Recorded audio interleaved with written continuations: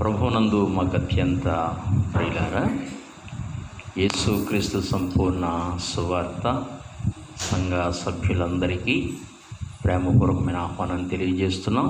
ఈ లైవ్ కార్యక్రమానికి అందరినీ ప్రేమతో ఆహ్వానిస్తున్నాం. అందరూ దేవుని సన్నిధికి రండి. ఆదివారం కనుక ప్రభువు మన మరణాన్ని జయించి తిరిగి లేచిన రోజు ఇది. ఆయన పునరుద్ధానుడై మహిమ శరీరంతో లేచిన రోజు, అలాగే మన మరణాన్ని కొట్టివేసిన రోజు. ఇక మనకెన్నడూ కూడా మరణం అనేది లేదు. యుగ యుగాలు ఆయనతో మనం కలిసి జీవించబోతున్నాం. నిత్య నరకాగ్ని గుండానికి వెళ్ళవలసిన మన బ్రతుకులను యేసు ప్రభువారు మన మరణమైన అనుభవించి మనకు మరణం లేకుండా చేశారు. అది నిజంగా మనకి చాలా సంతోషకరమైన విషయం. అది అందుచేత మనం ప్రభువుని స్తుతించాలి, సంతోషంగా ప్రభువుని ఆరాధించాలి. ఓ మరణమా, నీకు విజయం ఎక్కడా అని యేసు ప్రభు ప్రశ్నించారు. అలా ప్రశ్నించగలిగిన వీరాది వీరులు ఎవ్వరూ లేరు. అందరూ మరణానికి దాసులయ్యారు. ప్రతి వాని మీద మరణం ఏలుబడి చేస్తూ వచ్చింది. మరణపు కోరలను, మరణపు కొమ్ములను ఎవ్వరూ కూడా విరవలేకపోయారు. ఆ శక్తి ఎవ్వరికీ లేదు. ఒక్క యేసు ప్రభువు తప్పించి ఇంకెవ్వరికీ లేదు. అంచేత ఆదివారం ఆయన పునరుద్ధానుడయ్యాడు కనుక మనం అందరం కూడా సంతోషంతో ప్రభుని ఆరాధించాలి. పాటలు పాడుతున్నప్పుడు, ఆయన మాటలు వింటున్నప్పుడు చాలా సంతోషంగా మన ప్రభువుని ముద్దాడుతూ సంతోషంగా ప్రభువుని కనపరచాలి. ప్రభువుని మనం కొనియాడుచూ రావాలి. కనుక అందరూ సంతోషంగా ఉండి ప్రభుని సంతోషంగా ఆరాధన చేద్దాం. ఈ రక్షణానందం అందరికీ అర్థం కాదు. ఇది అనుభవించే ఆ లోతైన రక్షణ అనుభవం వారి జీవితాల్లో ఉంటేనే కానీ ప్రభువును బట్టి ఆనందించలేరు. కనుక అది లోతైన అనుభవం. అది ఆ రక్షణానందం అందరికీ లోతుగా రుచించదు. అనుభవపూర్వకంగా ఎరగాలి. కోరహ కుమారులు చెప్పినట్లుగా మనం చెప్పాలి. ఏం చెప్పారు వాళ్ళు? దేవా, మరి యెహోవా, నీ మందిర ఆవరణములను చూడవలనని నా ప్రాణం ఎంతో ఆశపడుచున్నది. ఇంకో మాట ఏమన్నారు వాళ్ళు? జీవము గల దేవుని దర్శించుటకు నా హృదయమును నా శరీరమును ఆనందముతో కేకలు వేయుచున్నది అన్నారు వాళ్ళు. ఎవరిని దర్శించడానికి? జీవము గల దేవుని దర్శించడానికి నా హృదయమును నా శరీరమును ఆనందముతో కేకలు వేయుచున్నదన్నారు. ఆనందముతో కేకలు వేసిందట. అటువంటి రక్షణానందం ఎందుకంటే ఆయన దగ్గర బ్రతికాం కనుక, నిత్య మరణము నుండి తప్పించారు కనుక ఇక ఆత్మ అగ్నిగుండానికి వెళ్ళదు. అగ్ని గంధకములతో మండు గుండం అది. ఆ గుండానికి మన ఆత్మ వెళ్ళదు కనుక రక్షణానందముతో ప్రభువుని స్తుతించాలి, ఆరాధించాలి. కనుక ప్రార్థన చేసుకుందాం. అందరూ సంతోషంగా ఉండి కళ్ళు మూసుకుని ప్రార్థనలో ఏకీవిందాం. ప్రేమ కలిగిన మా మహాపరిశుద్ధ పరమ తండ్రి, వేనోళ్లతో నిన్ను స్తుతించిన మేము రుణస్థులమి. మా బ్రతుకు కాలమంతయు నిన్ను కీర్తించిన ఇంకా రుణపడి ఉంటాం. నీ రుణాన్ని ఏనాటికి తీర్చుకోలేము. శాశ్వతమైన ప్రేమతో మమ్మల్ని ప్రేమించిన దేవుడవు. నిజముగా మా ఎడల మీ అనుగ్రహం ఉంది కనుకనే మా మనోనేత్రాలు వెలిగించబడినవి. గొప్పవారమని, మంచివారమని, నీతిమంతులమని, భక్తులమని కాదు. కేవలము నీ ఉచితమైన కృప, మీ అనుగ్రహం, మీ కరుణా కటాక్షములు మా మీద ఉన్నవి కనుకనే మా మనోనేత్రాలు వెలిగించి నిన్ను చూడగలిగే కన్నులు మాకిచ్చి ఈనాడు మీ సన్నిధిలో ఉండగలిగే భాగ్యం ఇచ్చారు. మీ నోటి మాట వినటానికి, మీ చిత్తాన్ని తెలుసుకోవడానికి, మీ మార్గాల్లో నడవడానికి, నీ కార్యాల్లో ఉండటానికి మా బ్రతుకులకి మీరు గొప్ప కృప ఇచ్చినందుకు నిండు మనసుతో మీకు కృతజ్ఞతాస్తుతులు చెల్లిస్తున్నాం. మాకంటే శ్రేష్ఠులు, మాకంటే ధనవంతులు, గొప్పవారు, అనేక విషయాలు, అనేకమైన ఆధిక్యతలు కలిగిన వారు, జ్ఞానులు, చదువుకున్నవారు ఎంతోమంది మా చుట్టూ ఉన్నారు, ఈ ప్రపంచంలో ఉన్నారు. అయితే తండ్రి, ఎన్నిక లేని వారిని భూమి మీద ఎన్నుకొని ఏర్పరచుకొని మీకు సాక్షులుగాను, మీ సువార్త ప్రకటించువారుగాను, మీ విడలగాను చేసుకుని వారిని మీరు ఆత్మలో బలపరుస్తున్న విధానం కొరకు నీకు స్తోత్రాలు. నిన్ను స్తుతించి కొనియాడి కీర్తిస్తున్నాం. ఇంతవరకు మీరు మమ్మల్ని భూమి మీద సజీవ లెక్కలో ఉంచినందుకు నిండు మనసుతో మీ కృతజ్ఞతాస్తుతులు తండ్రి చెల్లించుకుంటున్నాం. పరిశుద్ధుడా మీ కొందనాలు నాయన, మొదటివాడా మీ కొందనాలు, కడపటివాడా మీకు వందనాలు, జీవించువాడా మీకు వందనాలు తండ్రి. పరిశుద్ధుడా మీకు స్తోత్రాలు. ఈ సమయంలో నాయన, ఈ నూతన పునరుద్ధానపు దినములో మీ సన్నిధిలో ఉండడానికి మీరు ఇచ్చిన ధన్యత కొరకు వందనాలు చెల్లించుకుంటూ మీ దాసునికి ఇచ్చిన ఆత్మీయ బిడ్డలందరి కొరకు ప్రార్థిస్తున్నాం. ఆత్మీయ బిడ్డలందరినీ జ్ఞాపకం చేసుకునండి. ప్రస్తుత దినాలు మీరు చెప్పినట్లుగానే అంచె దినాలలో అపాయకరమైన కాలములు వచ్చునన్నా. నిజమే, అపాయకరమైన కాలము ప్రస్తుతానికి ప్రపంచంలో నడుస్తుంది. ప్రాణానికి అపాయము. కరోనా వైరస్ను బట్టి ప్రతి మనుష్యుడు కూడా భయముతో, భీతితో భూమి మీద జీవిస్తున్నాడు. అంచె దినాలు అపాయకరమైన కాలములు. నిజమేనాయన, అపాయకరమైన ఇలాంటి పరిస్థితులు ఇంకెన్నో ఈ చివరి దినాల్లో భూమి మీద రాబోతున్నాయి. అయితే వీటన్నిటి నుండి కూడా తప్పించగలిగే దేవుడవు నీ ఒక్కడవే. మానవుని జ్ఞానము, మానవుని యొక్క యుక్తి, మానవుని యొక్క తెలివితేటలు మానవుడిని కాపాడలేవు. కానీ నువ్వు ఒక్కడవే మానవ జాతిని కాపాడగలిగే గొప్ప దేవుడవు. యాంచి దినాలలో ఇటువంటి పరిస్థితుల్లో జీవిస్తున్నాం కనుక నీ వాగ్దానములని మా పక్షంగా జ్ఞాపకం చేసుకుని, నీ ప్రక్కను 1000 మంది కూలినా, నీ కుడి ప్రక్కను 10,000 మంది కూలినా అపాయము నీ యొద్దకు రాదు.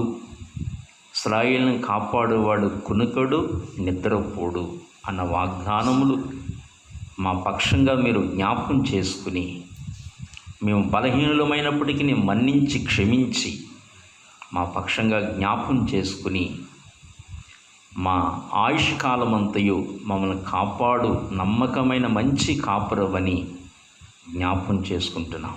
మా పితరులను నిండు వృద్ధాప్యంలోకి నడిపించాం. అబ్రహాము తండ్రి 175 సంవత్సరాలు బ్రతకడానికి కృపనిచ్చాం. అతని కుమారుడు ఇస్సాకుని 180 సంవత్సరాలు బ్రతకడానికి కృపనిచ్చాం. యాకోబునైనా 135 సంవత్సరాలు బ్రతకడానికి కృపనిచ్చాం. యోసేపు తండ్రి 110 సంవత్సరాలు బ్రతకడానికి కృపనిచ్చాం. అలాగుని తండ్రి దైవజనుడు మోషే 120 సంవత్సరాలు బ్రతకడానికి కృపనిచ్చాం. అహరోను 123 సంవత్సరాలు బ్రతకడానికి కృపనిచ్చాం. ఇలాగున నీ యందు భయభక్తులు కలిగిన వారికి దీర్ఘాయువునిచ్చి ఆశీర్వదించాం. నమ్మకమైన దేవుడవు. మా జీవితాలను కూడా అట్లా కాపాడగలిగే దేవుడవని నమ్మి విశ్వసించి నిన్ను కొనియాడి కీర్తిస్తున్నాం. పరిశుద్ధుడా మీ కొందనములు స్తోత్రాలు.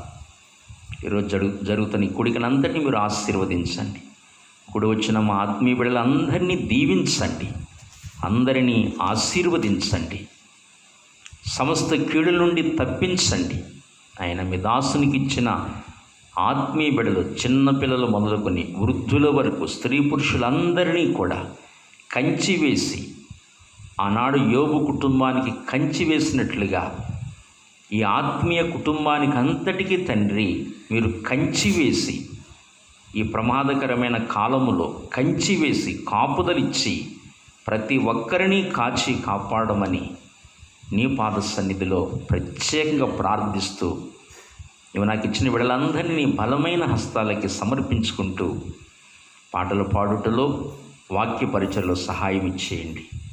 అలాగే ఇతర దేశాల్లో మా బిడ్డల ఆయా పనుల రీత్యా, ఉద్యోగ రీత్యా ఇతర దేశాల్లో పనిచేస్తున్నారు. వారి చుట్టూ కూడా నీ బలమైన కంచి వేసి కాపుదలించండి. నేను ఈ కార్యక్రమాన్ని చూస్తున్న మా ప్రియుల శ్రోతలను జ్ఞాపకం చేసుకుని వారి చుట్టూ కూడా కంచి వేయమని కోరుకుంటూ, ఈ సమయంలో పాటలు పాడుటలో, వాక్య పరిచయలో సహాయం ఇచ్చేయండి. మా ప్రియులు నాయన అందరికీ మంచి ఆరోగ్యాలు దయచేయమని, వృద్ధులకు మంచి ఆరోగ్యాలు, ప్రతి ఒక్కరికి సంపూర్ణ క్షేమము మీరు దయచేయమని మీ సన్నిధిలో ప్రార్థిస్తూ, మా ప్రియులు సతలింగాన్ని కూడా జ్ఞాపకం చేసుకోండి. కొంచెం నీరసంగా ఉన్నారు కనుక వారికి సంపూర్ణమైన ఆరోగ్యాన్ని మీరు దయచేయండి. మీ నూతన నిబంధన రక్తాన్ని వారి మీద ప్రోక్షించి, మీ ప్రభావాన్ని కుమ్మరించి సంపూర్ణ ఆరోగ్యం వారికి దయచేయండి. ఇంకా ఎవరైతే బలహీనంగా ఉంటున్నారో వాళ్ళందరికీ సంపూర్ణ ఆరోగ్యములు ప్రసాదించమని కోరుకుంటూ, మీ దాసుని నన్ను మరుగు చేసి కొంత సమయం వాడుకోమని కోరుకుంటూ, యేసు ప్రభు పరిశుద్ధ నామములో ప్రార్థించి వేడుకొనుచున్నాము తండ్రి. ఆమేన్, ఆమేన్. అందరికీ వందనాలండి. చక్కగా పాటలు పాడుకొని ప్రభువుని స్తుతిద్దాం. మనం పాటల పుస్తకాల్లోంచి మొట్టమొదటిగా 158వ పాట పాడుకుందాం. 158.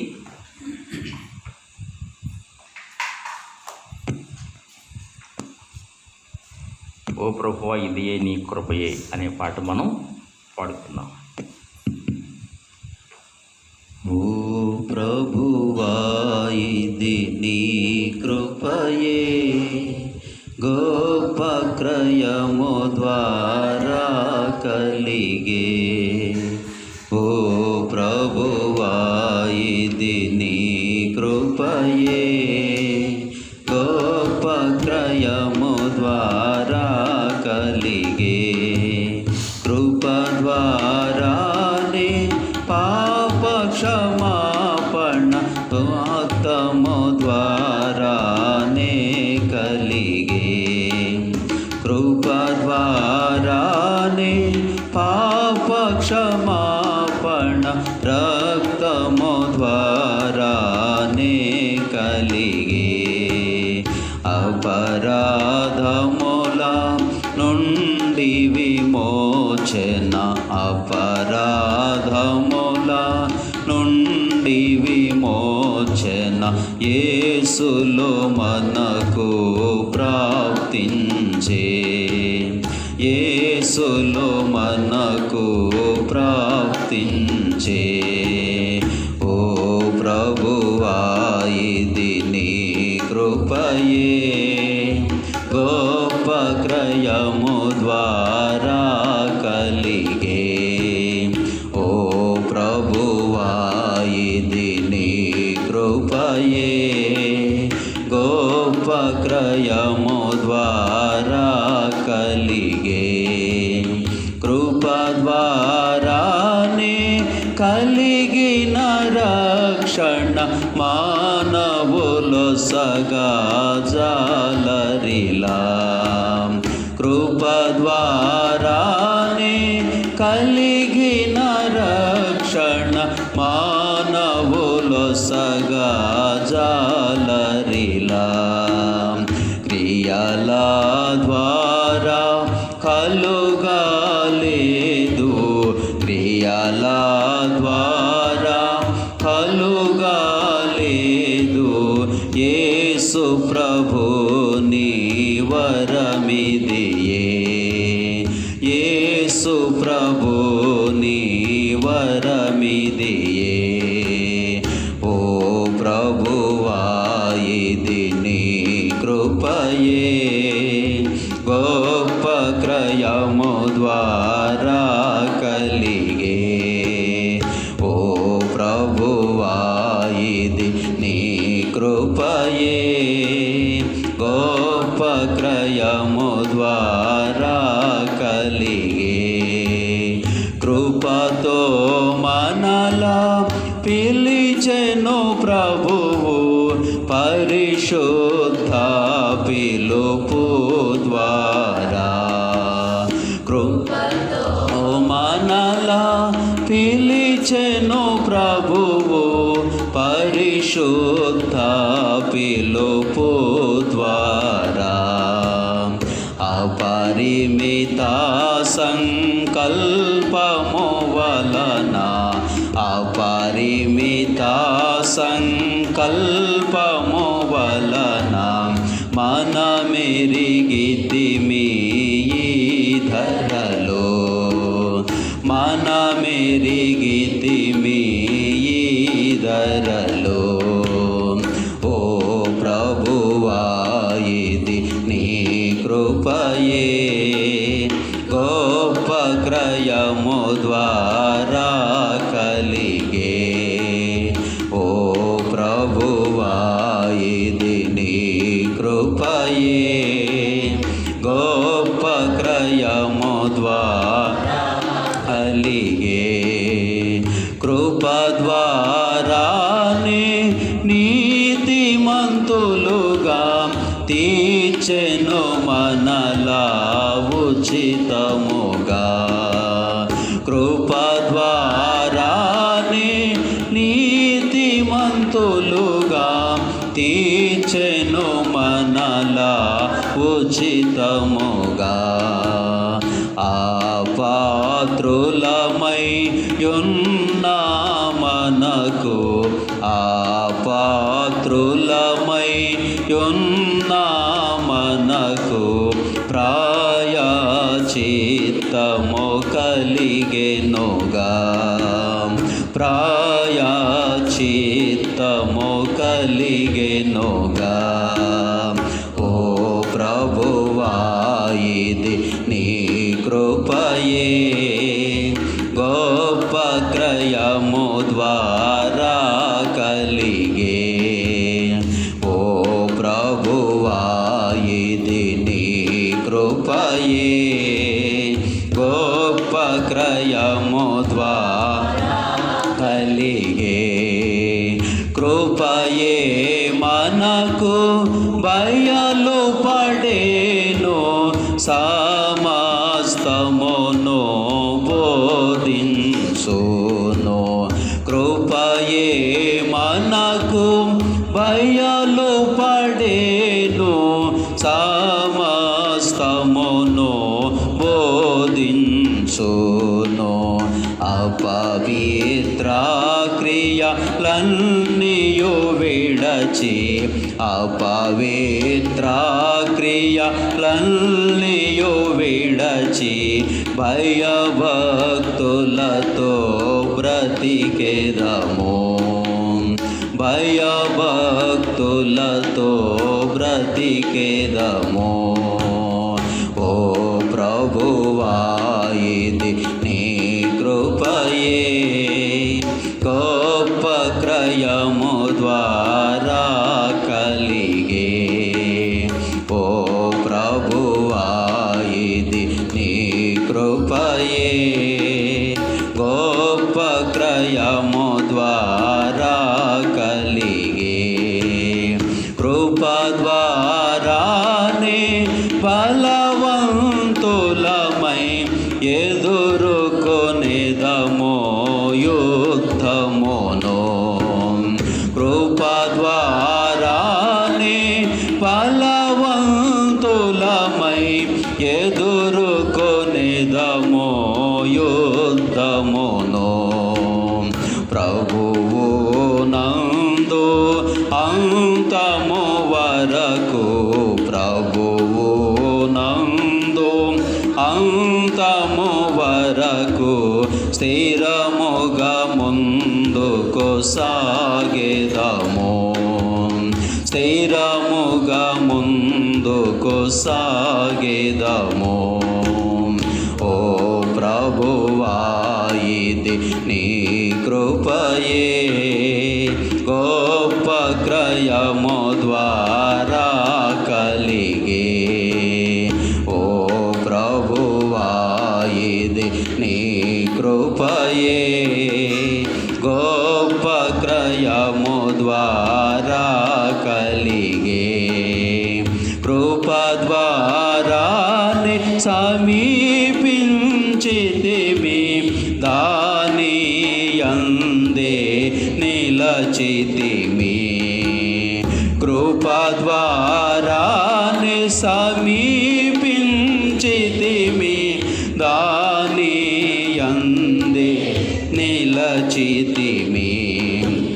క్రీస్తు మహిమ నిరీక్షణకై, క్రీస్తు మహిమ నిరీక్షణకై ఆయనకే స్తుతి పాడెదము. ఆయనకే స్తుతి పాడెదము. ఓ ప్రభువా ఇది నీ కృపయే, గొప్ప క్రయము ద్వారా కలిగే. ఓ ప్రభువా ఇది నీ కృపయే, గొప్ప క్రయము ద్వారా కలిగే.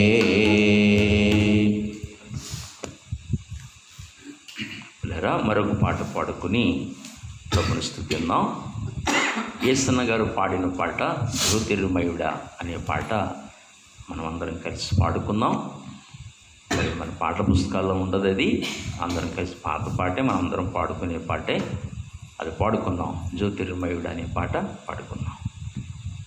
జ్యోతిర్మయుడా నా ప్రాణప్రియుడా, స్తుతి మహిమలు నీకే.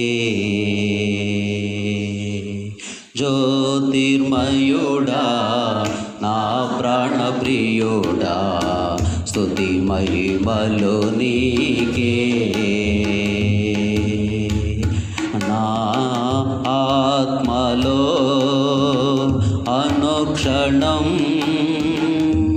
నా అతిశయము నీవే,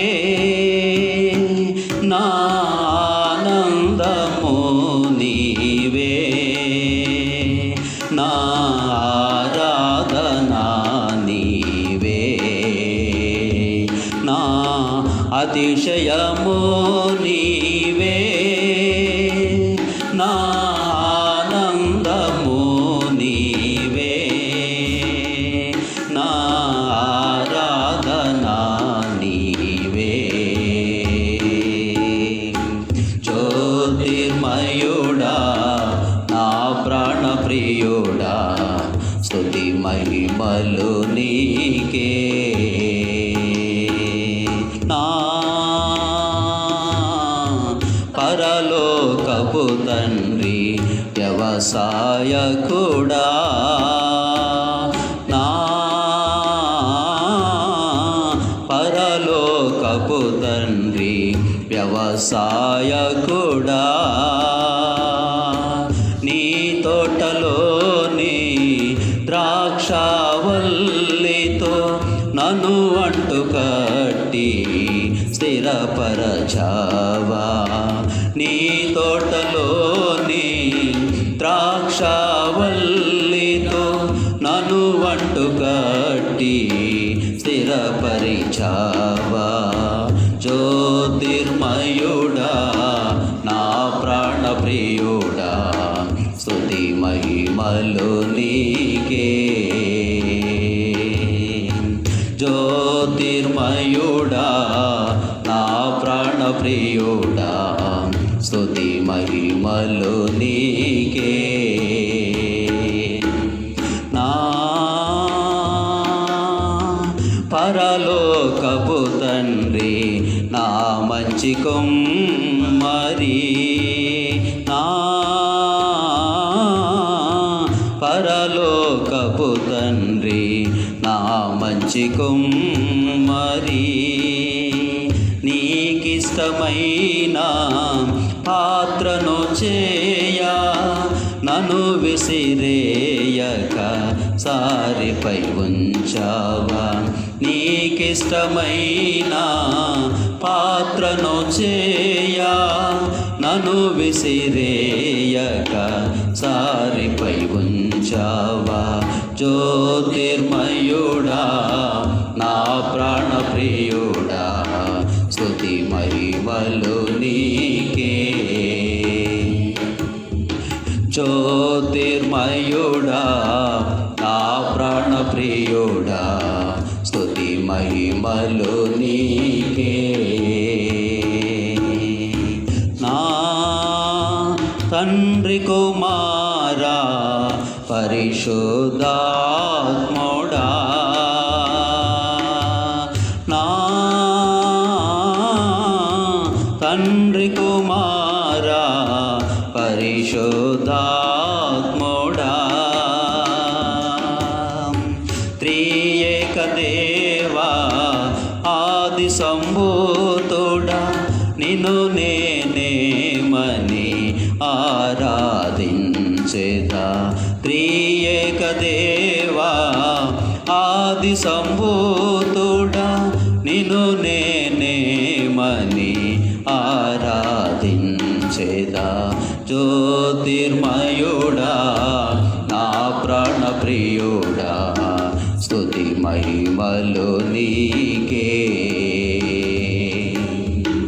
జ్యోతిర్మయుడా నా ప్రాణప్రియుడా, స్తుతి మహిమలు నీకే.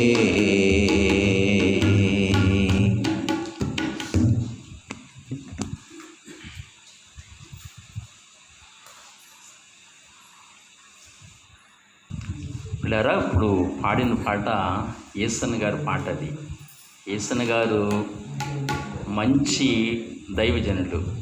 యేసన్న గారు చాలా మంచి దైవజనులు. ఆయన చాలా పాటలు రాశారు. ఇప్పుడు ప్రభు దగ్గరికి వెళ్ళిపోయారు. ఆయన చాలా మంచి పాటలు రాశారు. నేను అప్పుడప్పుడు పాట మీకు పాడి వినిపిస్తాను కదా, మరోసారి జ్ఞాపకం చేసుకుందాం. ఓ శరణం పాడుకుందాం. నాతో పాటు మీరందరూ కలిసి పాడండి. నా ప్రాణ ప్రియుడా నా యేసు ప్రభువా, నా జీవితం అంకితం నీకే, నా జీవితం అంకితం. నా ప్రాణ ప్రియుడా నా యేసు ప్రభువా, నా జీవితం అంకితం నీకే, నా జీవితం అంకితం. జ్ఞానులకు నీ సందేశం, మతకర్తలకు నీ ఉపదేశం. జ్ఞానులకు నీ సందేశం, మతకర్తలకు నీ ఉపదేశం. అర్థము కాకపోయనే, అర్థము కాకపోయనే, పతితాలందరూ నీ జీవ జలములు రాగిదిరే రాగిదిరే. నా ప్రాణ ప్రియుడా నా యేసు ప్రభువా, నా జీవితం అంకితం నీకే, నా జీవితం అంకితం. నీ సత్యము సమాజములో, నీ నీతిని నా హృదయములో. నీ సత్యము సమాజములో, నీ నీతిని నా హృదయములో. దాచియుంచలేను ప్రభు, దాచియుంచలేను ప్రభు. స్తుతియాగముగా నూతన గీతము నే పాడేదా, నే పాడేదా. నా ప్రాణ ప్రియుడా నా యేసు ప్రభువా, నా జీవితం అంకితం నీకే, నా జీవితం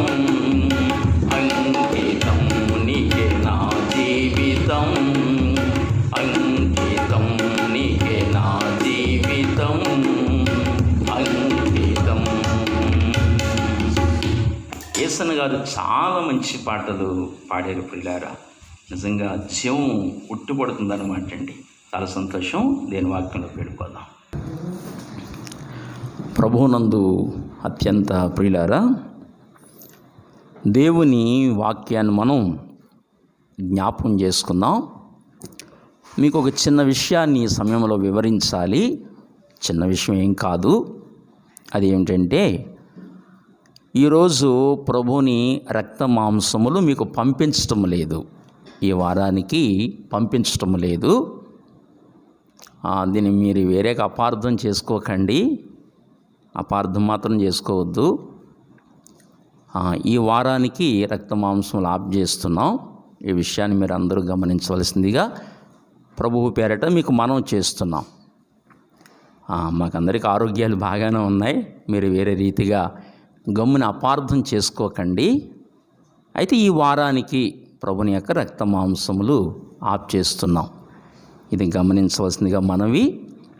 దేవుని వాక్యాన్ని మనం శ్రద్ధగా విందాం. దేవుని వాక్యాన్ని లైవ్లో చక్కగా విని దేవుని ఆరాధన చేసుకుని మనం ముందుకు సాగుదాం. దయవుంచి ఇర్మియా ఇంకొక విషయం, ప్రతి వారం అంత్యకాల సంభవాల గురించి మనం మాట్లాడుకుంటున్నాం. ఈ వారం కొంచెం ఒక బ్రేక్, అది కాకుండా వేరే చిన్న టాపిక్ మనం మాట్లాడుకుందాం. ఇర్మియా గ్రంథము 31వ అధ్యాయము 3వ వచనాన్ని మనం చదువుకుందాం. చాలా కాలము క్రిందట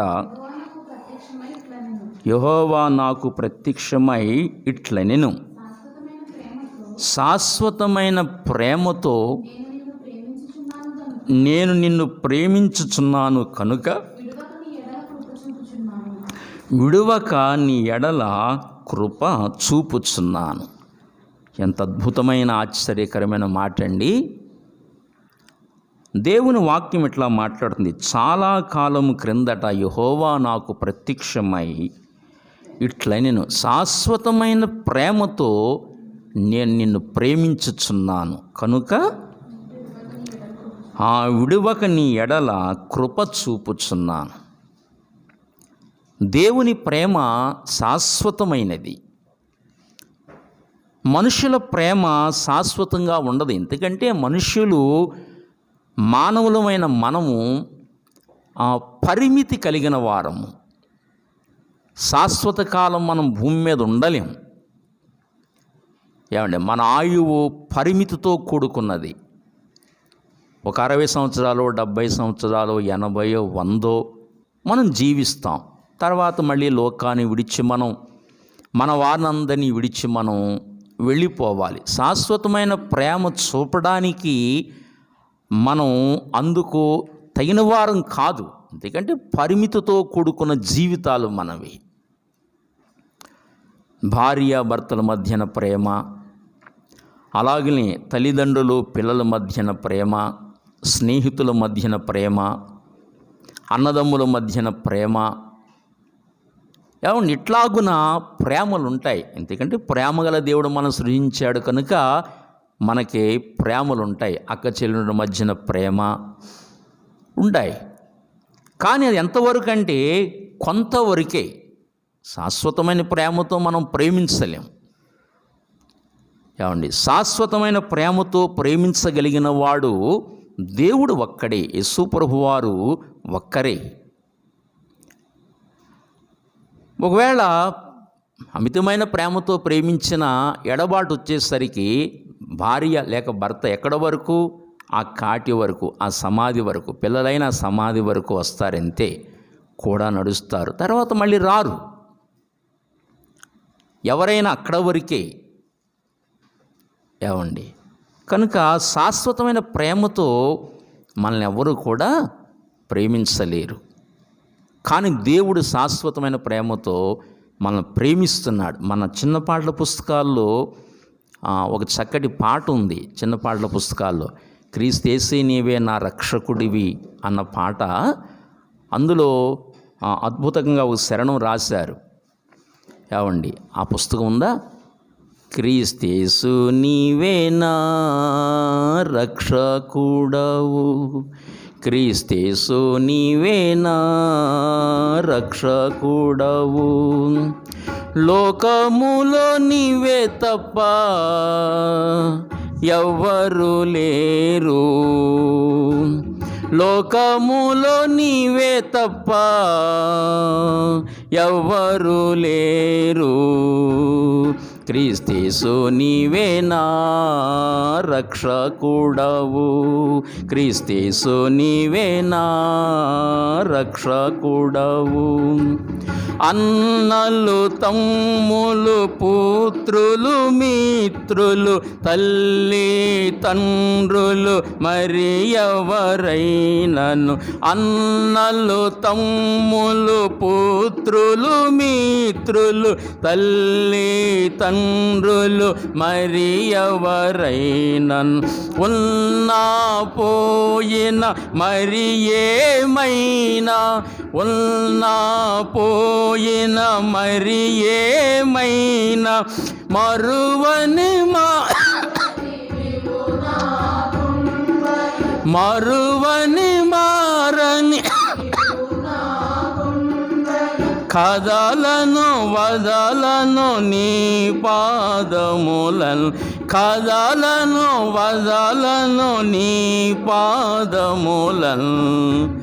క్రీస్తేసు నీవేనా రక్షకుడవు, క్రీస్తేసు నీవేనా రక్షకుడవు.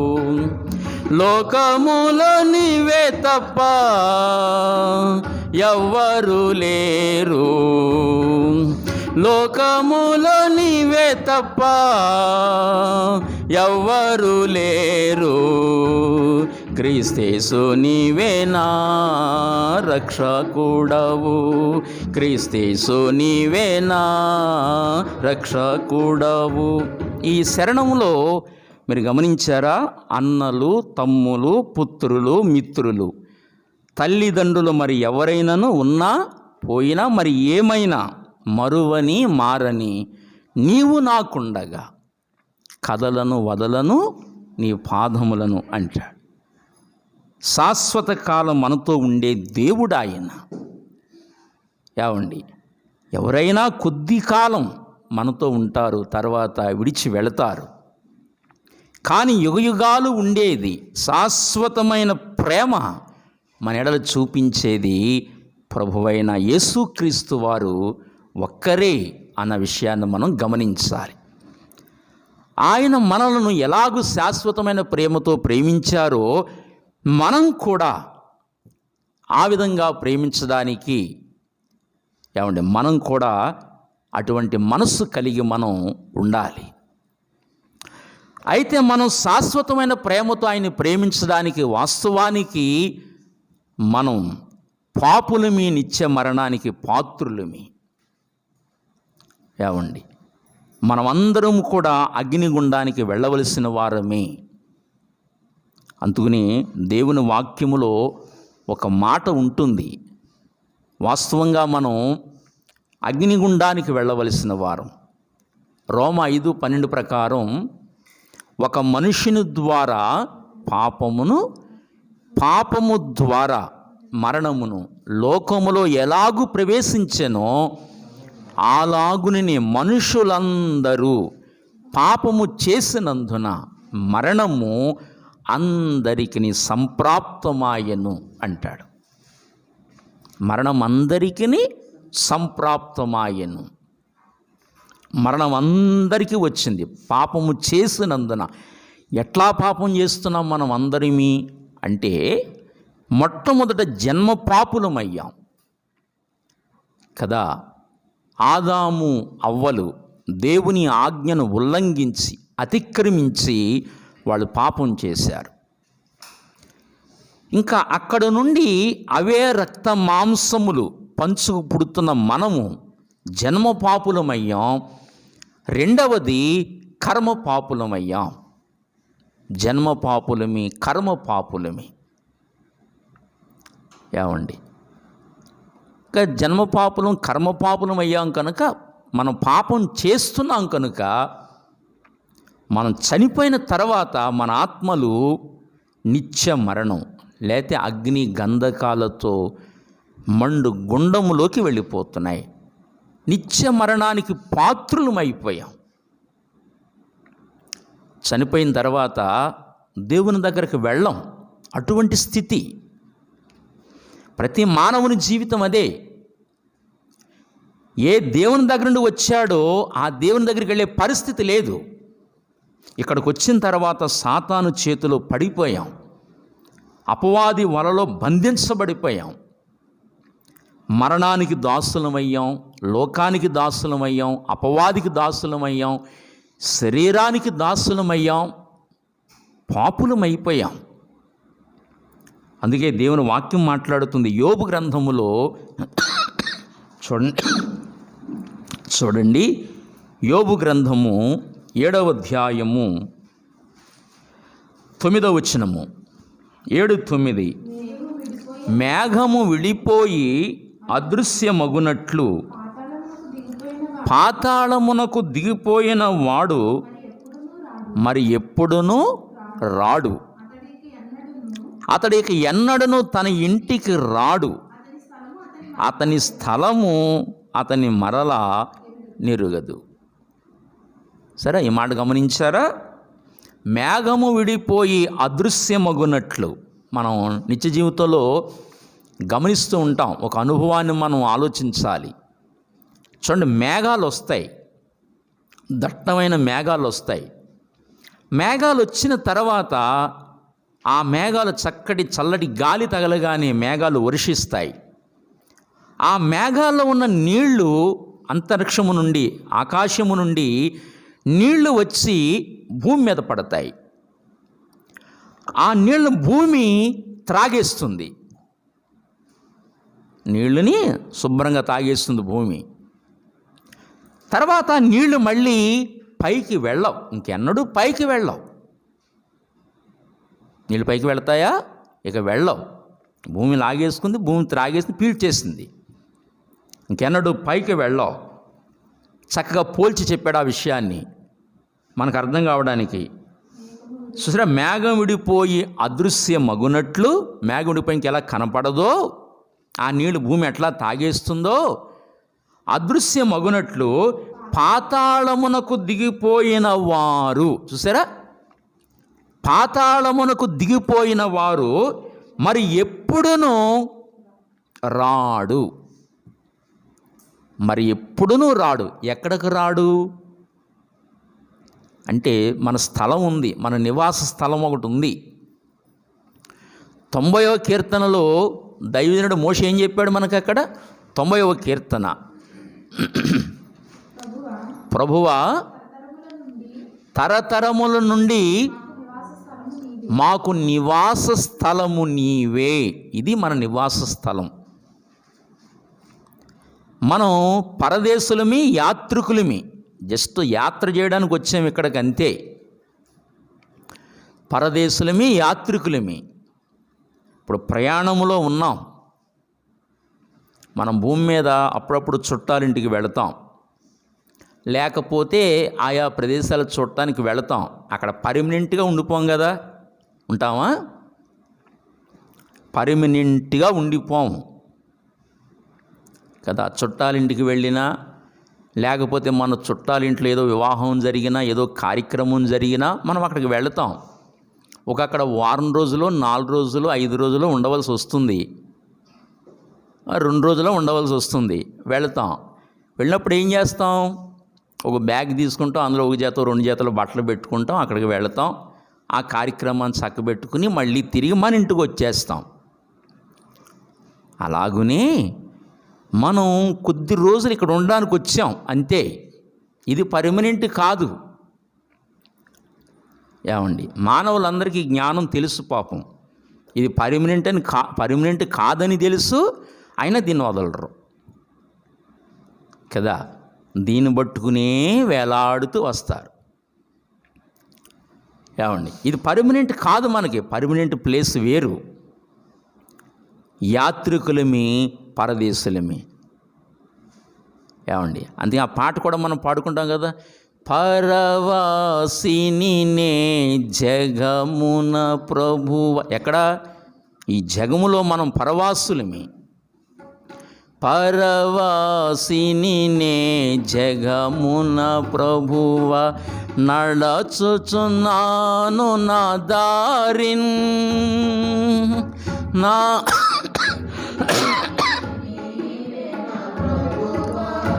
నా గురి నీవే నా ప్రభువా, నీ దరినే చేరెదను నేను, నీ దరినే చేరెదను.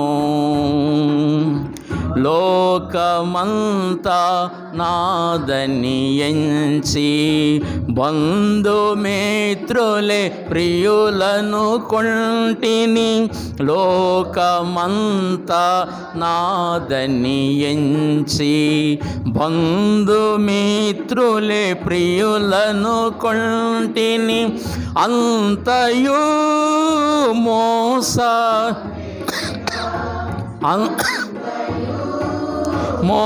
మోసమేగా వ్యర్థము సర్వమును, ఇలలో వ్యర్థము సర్వమును. పరవాసిని నే జగమున ప్రభువా, పరవాసిని నే జగమున ప్రభువా, నడచుచున్నాను నా దారిన్, నా గురి నీవే నా ప్రభువా, నా గురి నీవే నా ప్రభువా, నీ దరినే చేరెదను నేను, నీ దరినే చేరెదను. కనుక మనం పరదేశులమి, యాత్రికులమి. ఇది మర్చిపోకూడదు. మళ్ళీ మనం తిరిగి దేవుని దగ్గరకు చేరుకోవాలి.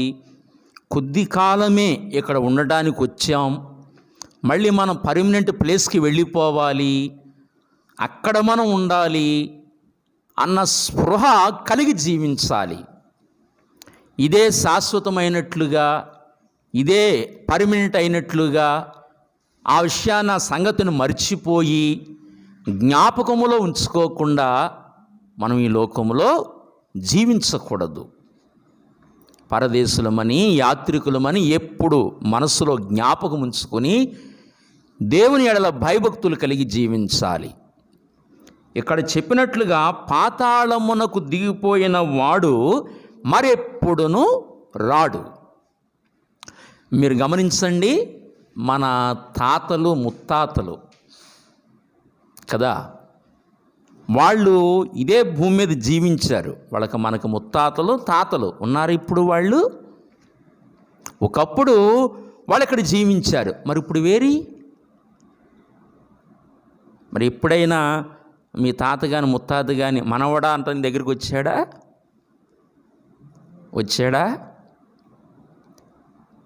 మీ తాత చనిపోయారు, ఎప్పుడైనా వచ్చారా? నా మనవడు ఉన్నాడని వచ్చారా? రారు, ఇంకెన్నడూ రారు. జీవం బయటికి వెళ్ళిపోయిన తర్వాత ఆ దేహాన్ని పట్టుకుని వెళ్ళి సమాధుల దొడ్డిలో ఆ గోతులో పూడ్చిపెట్టారు. ఇంకంతే, ఇంకెప్పుడు రాడు. శరీరముతో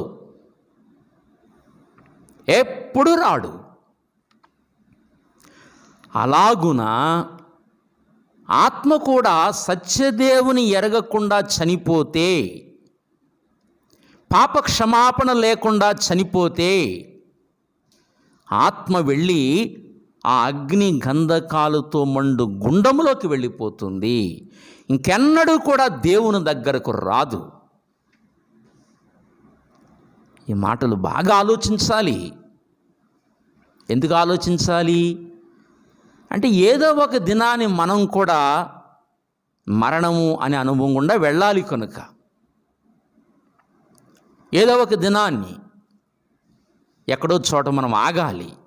యవనస్తుడివైనా, చిన్నపిల్లోడివైనా, నడిప్రాయంలో నువ్వు ఉన్నా, వృద్ధాప్యంలోకి వచ్చిన ఏదో ఒక దినాన్ని నీవు ఈ లోకాన్ని విడిచిపెట్టాలి అన్న సంగతి నువ్వు మర్చిపోకూడదు.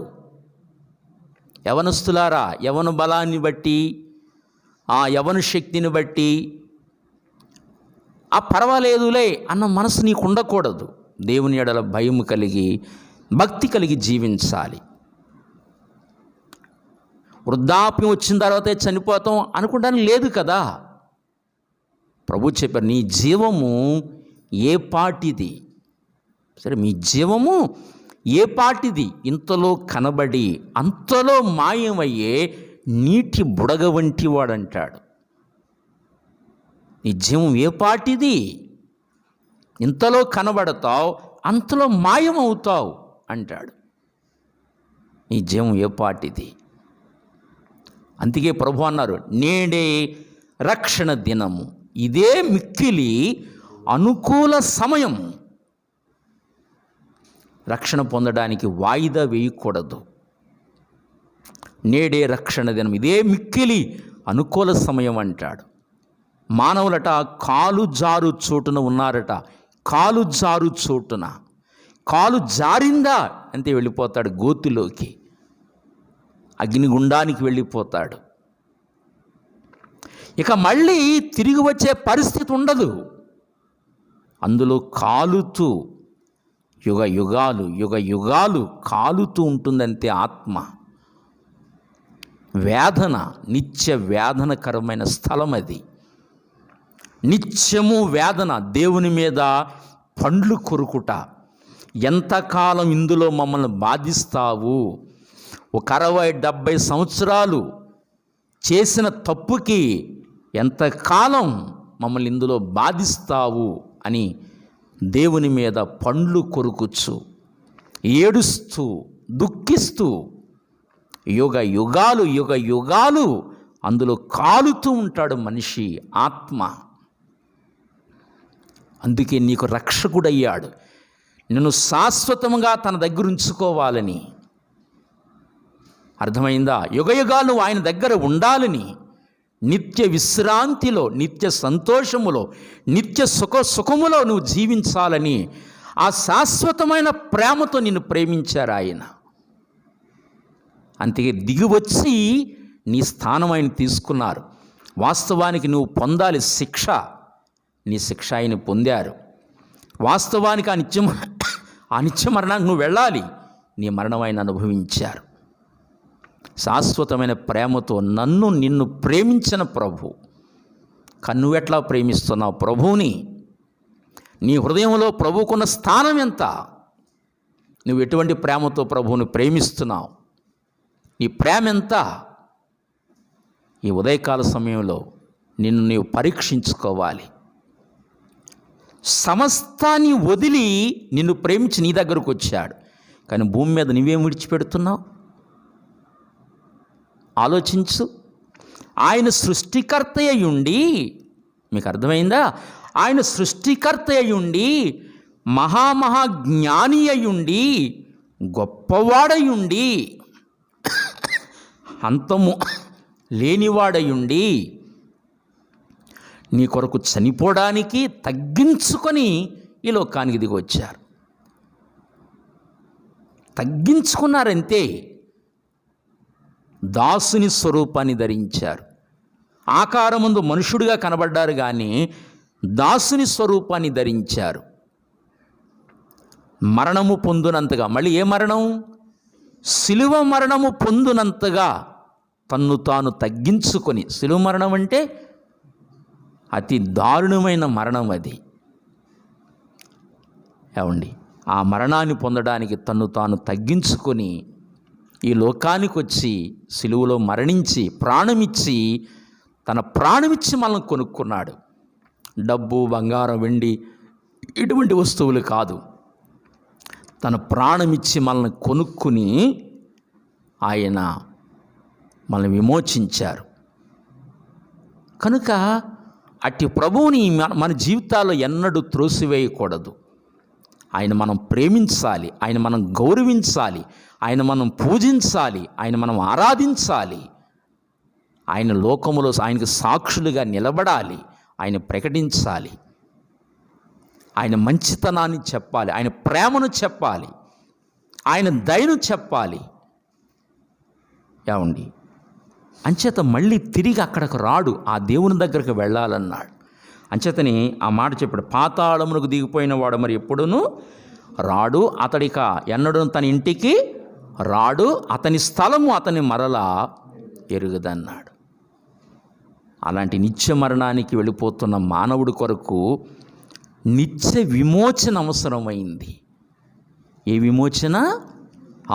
నిత్యమైన ప్రేమతో, శాశ్వతమైన ప్రేమతో ప్రేమిస్తూ మనకేమిచ్చాడు చెప్పనా? నిత్య విమోచన అనుగ్రహించాడు. ఏమండి, అదే బైబిల్ చెప్తున్న సత్యము, నిత్య విమోచన. కనుక చూడండి, ఒకసారి ఒక మాట చదువుదామా? ఓషియా గ్రంథం తీసుకోండి ఒకసారి. ఓషియా గ్రంథము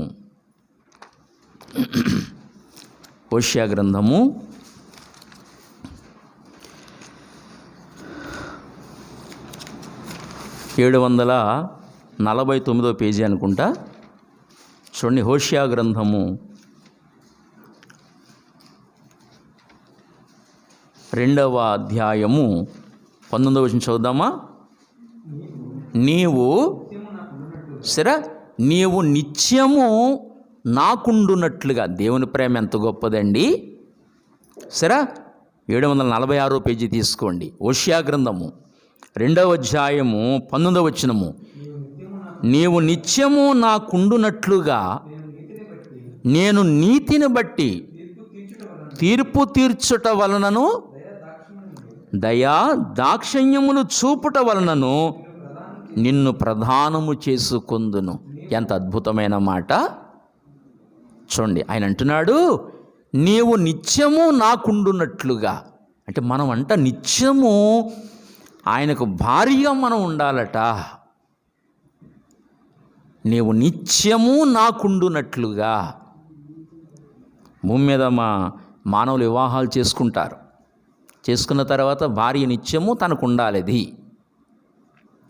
తనతో కలిసి సహజీవనం చేయాలి భార్య. అందుకే భార్యాభర్తల వ్యవస్థను దేవుడు భూమి మీద స్థాపించాడు, ఈ జ్ఞానం తెలియజేయడానికే. అందుకని చక్కగా ప్రదానం చేస్తాం, తర్వాత వివాహం చేస్తాం, ఇంకా వాళ్ళిద్దరు భార్యాభర్తలు కలిసి 100 ఏళ్ళు జీవిస్తారు. అలాగున ఈ సంఘం అనే భార్య నిత్యము నీవు నాకుండునట్లుగా. చూసారా? నేను నీతిని బట్టి తీర్పు తీర్చుట వలనను దయా దాక్షిణ్యములు చూపుట వలనను నిన్ను ప్రధానము చేసుకుందును. ఆ సమీపించరాని తేజస్సులో ఉన్న దేవుడు, ఆ తండ్రి అయిన దేవుడు మన ఎడల దయా దాక్షిణ్యములు చూపాడు. దయా దాక్షిణ్యములు మన ఎడల దయా దాక్షిణ్యములు చూపి మన ప్రధానం చేసుకున్నాడు. ఏమండి, అందుకనే బైబిల్ చెప్తుంది, యెహోవా ఎవరు? దయా దాక్షిణ్య పూర్ణుడు కదా. 103వ కీర్తనలో భక్త దావీదు చెప్పాడండి. భక్త దావీదు, మన తండ్రి అయిన దేవుడు ఎటువంటి వాడో ఆనాడు మన పితరుడు దావీదు అనుభవించి ఆయన మన తండ్రిని గురించి చెప్పారు. 103వ కీర్తనలో ఆయన అంటాడు, దావీదు అంటాడు, చూడండి 10వ వచనము, లేక కాదు 8వ వచనం కాడి నుంచి, యెహోవా దయా దాక్షిణ్య పూర్ణుడు. యెహోవా దయా దాక్షిణ్య పూర్ణుడు. దయా దాక్షిణ్యములు ఆయన హృదయంలో ఉన్నాయండి. యెహోవా దయా దాక్షిణ్య పూర్ణుడు, దీర్ఘశాంతుడు, కృపా సమృద్ధి కలవాడు. దీర్ఘశాంతుడండి. లేకపోతే మనం ఎప్పుడో ఈ లోకంలో గతించిపోవాలి. మనం చేసిన తప్పులకి, మనం చేసిన పాపములకు, మనం చేసిన అన్యాయ కార్యాలకి ఎప్పుడో మనం గతించిపోవాలి. దీర్ఘశాంతుడు కనుకని మనల్ని క్షమించాడు ప్రభు. ఏమండి, చూసారా? దీర్ఘశాంతుడు, కృపా సమృద్ధి కలవాడు, ఆయన ఎల్లప్పుడూ వ్యాజ్యమాడువాడు కాడు అన్నప్పుడు అన్నాడు, ఆయన నిత్యము కోపించువాడు కాడు. నిత్యము కోపించువాడు కాడు. మన పాపములను బట్టి మనకు ప్రతీకారము చెయ్యలేదు. సరే, మన పాపములను బట్టి మనకు ప్రతీకారం చేయలేదు. మరి ఆ ప్రతీకారం ఎవరి మీద చేశాడంటే తన సొంత కొడుకు మీద.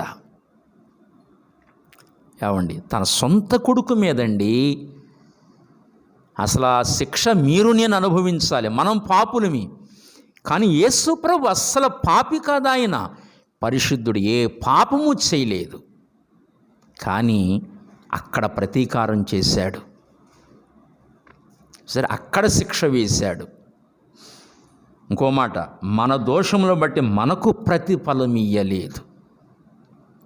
సరే, మన దోషాలను బట్టి మనకేమివ్వలేదు, మనకు ప్రతీకారం చేయలేదు, మనకు ప్రతిఫలం ఇవ్వలేదు. ఏ పాపం ఎరుగని తన కుమారుణ్ణి శిక్షించారు ఆయన. ఇది ఎంత గొప్ప ప్రేమ ప్రియులారా. ఏమండి, జ్వరం వచ్చినప్పుడు ఇంజక్షన్ చేస్తే ఆ ఇంజక్షన్ చేయించుకోవడానికి ఎంత కష్టపడిపోతామో, అవునా? కాళ్ళలో చిన్న ముళ్ళు గుచ్చుకుంటే, చిన్న ముళ్ళు, దాన్ని పినిస్తో తీస్తుంటే ఎంత బాధపడిపోతామో. మరి అలాంటిది భయంకరమైన ముండ్ల కిరీటం అండి, తల మీద ముండ్ల కిరీటం, చేతుల్లో పెద్ద పెద్ద మేకులు, బళ్ళెపు పోటు, కొరడా దెబ్బలు. ఈ శిక్ష అంతా మనం అనుభవించాలి, కానీ శిక్ష ఆయన అనుభవించారు.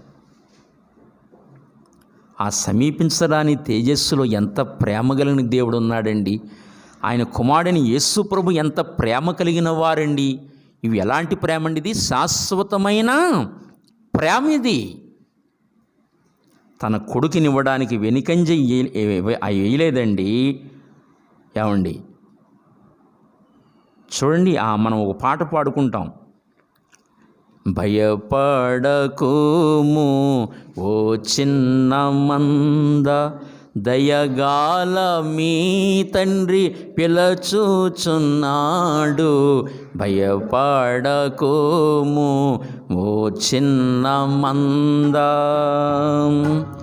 తన కుమారుని నీ కోరకీయ, తన కుమారుని నీ కోరకీయ, వెనుతీయలేదు నీ ప్రియ తండ్రి, వెనుతీయలేదు నీ ప్రియ తండ్రి, తన స్వాస్యమంతా నీ కోరకీచున్, తన స్వాస్యమంతా నీ కోరకీచున్. భయపడకుము ఓ చిన్న మంద, దయగాల మీ తండ్రి పిలచుచున్నాడు. భయపడకుము ఓ చిన్న మంద. ఇలారా, ఎంత అద్భుతమైన ప్రేమ కనిపిస్తుందండి. ఆ శరణములో తన కుమారుని నీ కొరకీయ, వినితీయలేదు నీ ప్రియ తండ్రి. అదొకటే కాదు, తన స్వాస్యం అంతా నీ కొరకిచ్చున్. కోటాను కోట్ల ప్రపంచాలకి యేసు ప్రభు వారసుడు. ఆయన భార్యవైతే నీవు కూడా వారసురాలువే. ఆ కోటాను కోట్ల ప్రపంచాలు మీద అధికారం నీకు ఇవ్వడానికి ఇష్టపడ్డాడు ఆయన. ఎటువంటి శాశ్వతమైన ప్రేమ అండి. మీకు తెలుసునా, భూమి మీద పెళ్లి చేస్తాం కదా, ఆ ఆస్తి మీద భర్తకి ఎంత అధికారం ఉంటుందో భార్యకు కూడా అంత అధికారం ఉంటుంది. అలాగుని కోటాను కోట్ల ప్రపంచాలకి యేసు ప్రభు వారసుడు. అట్లాగని ఆయన భార్యవైతే నీవు నేను వారసులమే. అదే అన్నాడు, తన స్వాస్యమంతా నీ కొరకిచ్చున్. ఎంత ప్రేమ, ఎంత ఆశ్చర్యకరమైన ప్రేమ ఇది. ఏమండి, మరోసారి శరణం పాడుకుందామా? అందరూ కూడా మీ అంతరంగాల్లోంచి ఆ తండ్రి అయిన దేవుణ్ణి ఘనపరచండి. నిజంగా నీ అంతరంగం నుంచి నిజంగా నువ్వు ఘనపరుస్తుంటే ఆయన పొంగిపోతారు. తండ్రి, నా ప్రేమను గుర్తించారు నా బిడ్డలు, నా మనసును గుర్తించారు నా బిడ్డలు, ఇదిగో నన్ను పొగుడుతున్నారు, నన్ను ఆరాధిస్తున్నారు మనస్ఫూర్తిగాని ఆనందిస్తారు. మరొకసారి ఆ శరణం పాడుకుందాం. తన కుమారుని నీ కొరకీయ, తన కుమారుని నీ కొరకీయ, వెనుతీయలేదు నీ ప్రియ తండ్రి, వెనుతీయలేదు నీ ప్రియ తండ్రి, తన స్వాస్యమంతా నీ కొరకీచున్, తన స్వాస్యమంతా నీ కొరకీచున్. భయపడకోము ఓ చిన్న మంద, దయగాల మీ తండ్రి పిలచూచున్నాడు. భయపడకోము ఓ చిన్న మంద. కనుక ఓషియా గ్రంథంలో అన్నట్లుగా నిత్యము నీవు నాకుండునట్లుగా దయాదాక్ష్యం చూపించాడు మన ఎడల. అందుకనే యెహోవా దయాదాక్షిణ్యములు కలిగిన వాడు కనుకనే మనకు ప్రతిఫలం ఇయ్యలేదు. అవండి ఈ 103వ కీర్తనలో మన పాపను బట్టి మనకు ప్రతీకారము చేయలేదు, మన దోషములను బట్టి మనకు ప్రతిఫలం ఇయ్యలేదు అన్నాడు. మరి ఈ శిక్ష అంతా తన కుమారునికి విధించి, మన మరణం తన కుమారునికి విధించి మనకు నిత్య జీవాన్నిచ్చి, ఆ నిత్య విమోచనిచ్చి, నిత్య మరణానికి వారసులమైన మన బ్రతుకుల్ని నిత్య జీవాన్నిచ్చి, నిత్యము తనతో ఉండునట్లుగా నిత్య విమోచన ప్రణాళికను దేవుడు రచించాడు. ఏమండి, నిత్య విమోచన ప్రణాళిక ఎంత అద్భుతం అండి. అందుకే తన కుమారుని ఇచ్చాడు. చూడండి, ఎబ్రీలు రాసిన పత్రిక చదువుతారు ఒకసారి. ఎబ్రీలు రాసిన పత్రిక 9వ అధ్యాయము చదవండి ఒకసారి. 9వ అధ్యాయము 11వ వచనం కానీ చదువుతారా? అయితే క్రీస్తు రాబోచున్న మేలుల విషయమై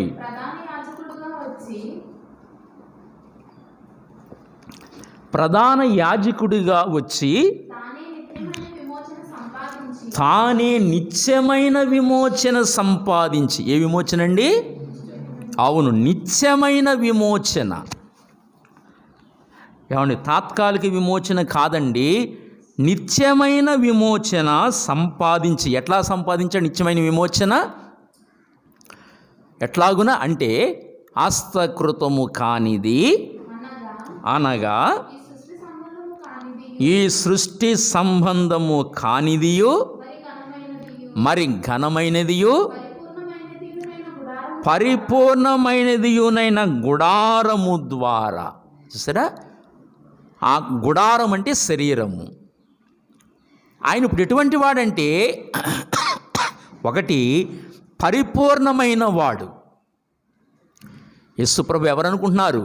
పరిపూర్ణమైన వ్యక్తిత్వము కలిగిన వాడు. కావండి, తర్వాత ఈ సృష్టి సంబంధము కానిదియు అంటే ఆయన శరీరం ఈ సృష్టి సంబంధము కానిది. సరే, ఈ సృష్టి సంబంధము కానిది మరి ఘనమైనది పరిపూర్ణమైన గుడారము. అయితే మన శరీరాలు, మన గుడారాలు ఎలాంటివో తెలుసునా? భూమి మీద ఆదాము మొదలుకొని ప్రతి మానవుని గుడారములు ఎలాంటివో బైబిల్ చెప్తుంది. ఇందులో బాబాలు ఉన్నారు, స్వామీజీలు ఉన్నారు, దైవములుగా పిలువబడిన వారు అనేకులు ఉన్నారు. వీళ్ళందరి గుడారాలు ఎలాంటివంటే బైబిల్ చెప్తుంది. 1 కొరింథీయులకు రాసిన పత్రిక 15వ అధ్యాయము ఏమండి చూడండి, 15వ అధ్యాయము 42వ వచనం కాడించి, శరీరము క్షయమైనదిగా విత్తబడి. అది మన శరీరాలు ఎలాంటివో చెప్పనా? క్షయమైపోయే శరీరాలు. యేసునాథుని గుడారము అక్షయ గుడారము. అందుకని నిత్య విమోచన ఇవ్వగలిగాడు. మానవులు అందరి శరీరాలు క్షయమైపోయే శరీరాలు. నేను దేవుడని చెప్పుకుంటాడు, వాడు క్షయమైపోయేవాడు. స్వామీజీ కానీ, బాబా కానీ మరొకడు కానీ ఈ లోకంలో ఎంతమంది వచ్చినా వీళ్ళందరూ క్షయమైపోయే శరీరాలు కలిగిన వారే. అందుకని ఇక్కడ చెప్పాడు, ఏమని చెప్పాడంటే శరీరము క్షయమైనదిగా విత్తబడి, అంటే క్షయమైపోయే శరీరం అని. తర్వాత 43 ఘనహీనమైనదిగా విత్తబడి, అంటే ప్రతి మానవుడి శరీరము ఘనహీనమైనది, కానీ యేసునాథుని శరీరము పరిపూర్ణమైనది. అది పరిపూర్ణమైన గుడారం. అది మిత్రులారా గ్రహించాలి, యేసునాథుని బాడీ పరిపూర్ణమైనది. ప్రతి మానవుని శరీరము ఘనహీనమైనది, క్షయమైపోయేది. ఇంకా మీరు చూడాలి, బలహీనమైనది. ప్రతి మానవుని శరీరం బలహీనమైనది, అందుకని మృతిని గెలవలేకపోయింది. బలహీనమైన శరీరం. కానీ యేసునాథుని బాడీ ఎలాంటిది తెలిసిన? బలమైన బాడీ. అందుకని ఆయన బలవంతుడు, మరణాన్ని గెలిచిన బలవంతుడు యేసు ప్రభు. ప్రియులారా గ్రహించాలి, బలవంతుడు ఆయన. అందుకని యెషయా ఆనాడే ప్రవచించాడు 9:6లో మనకి కుమారుడు అనుగ్రహించబడెను. చదవండి, ఆయనకి పేర్లు పెట్టబడ్డాయి.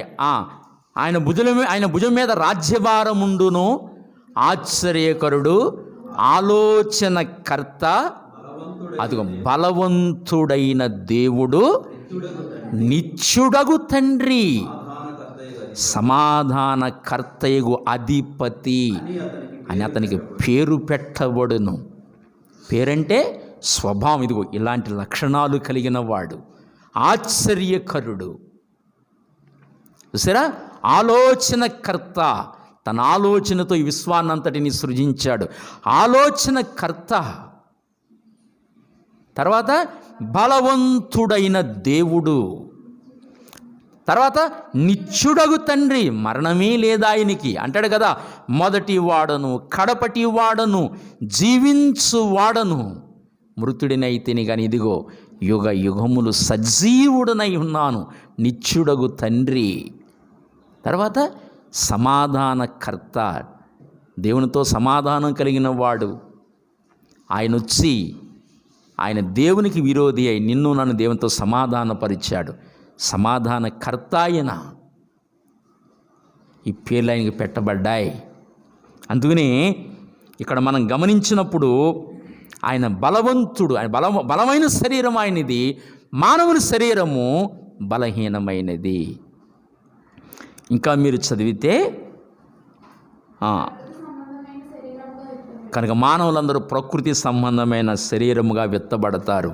ఈ మానవులందరిది ఏ శరీరము? ప్రకృతి సంబంధమైన శరీరమే. కానీ యేసునాథుని శరీరము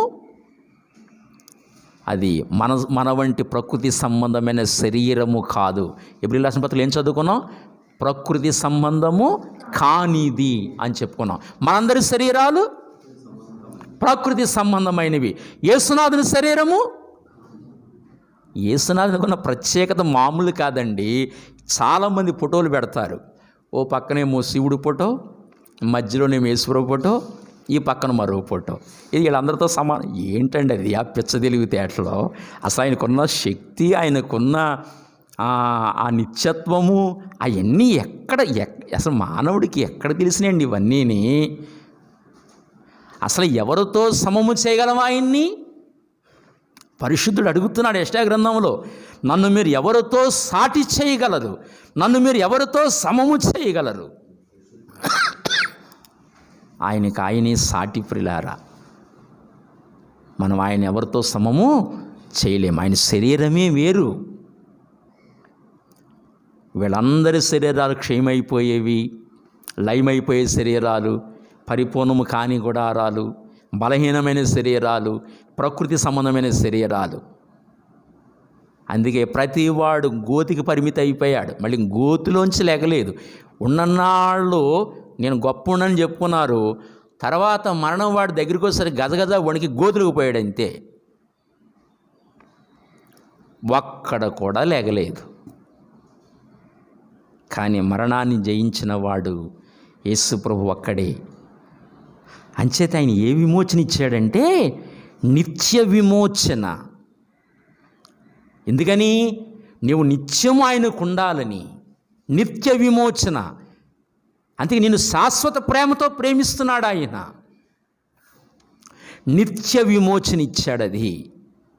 అందుకని ఆ హెబ్రీయులకు రాసిన పత్రిక 9వ అధ్యాయములో మనకు జ్ఞాపకం చేస్తున్నాడు.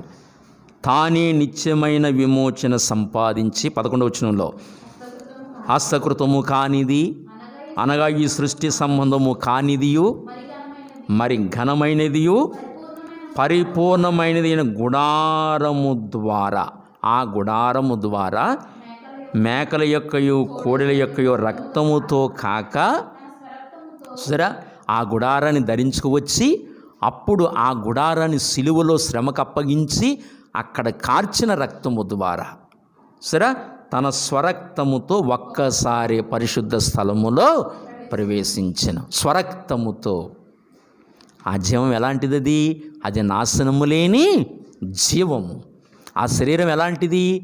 నాశనము లేని శరీరం. అందుకే దాన్ని త్రినువాడు ఇంకెన్నటికీ చనిపోడు. ఆ రక్తాన్ని త్రాగువాడు ఎన్నటికీ చనిపోడు. నిజమైన భోజన ద్రవ్యములవి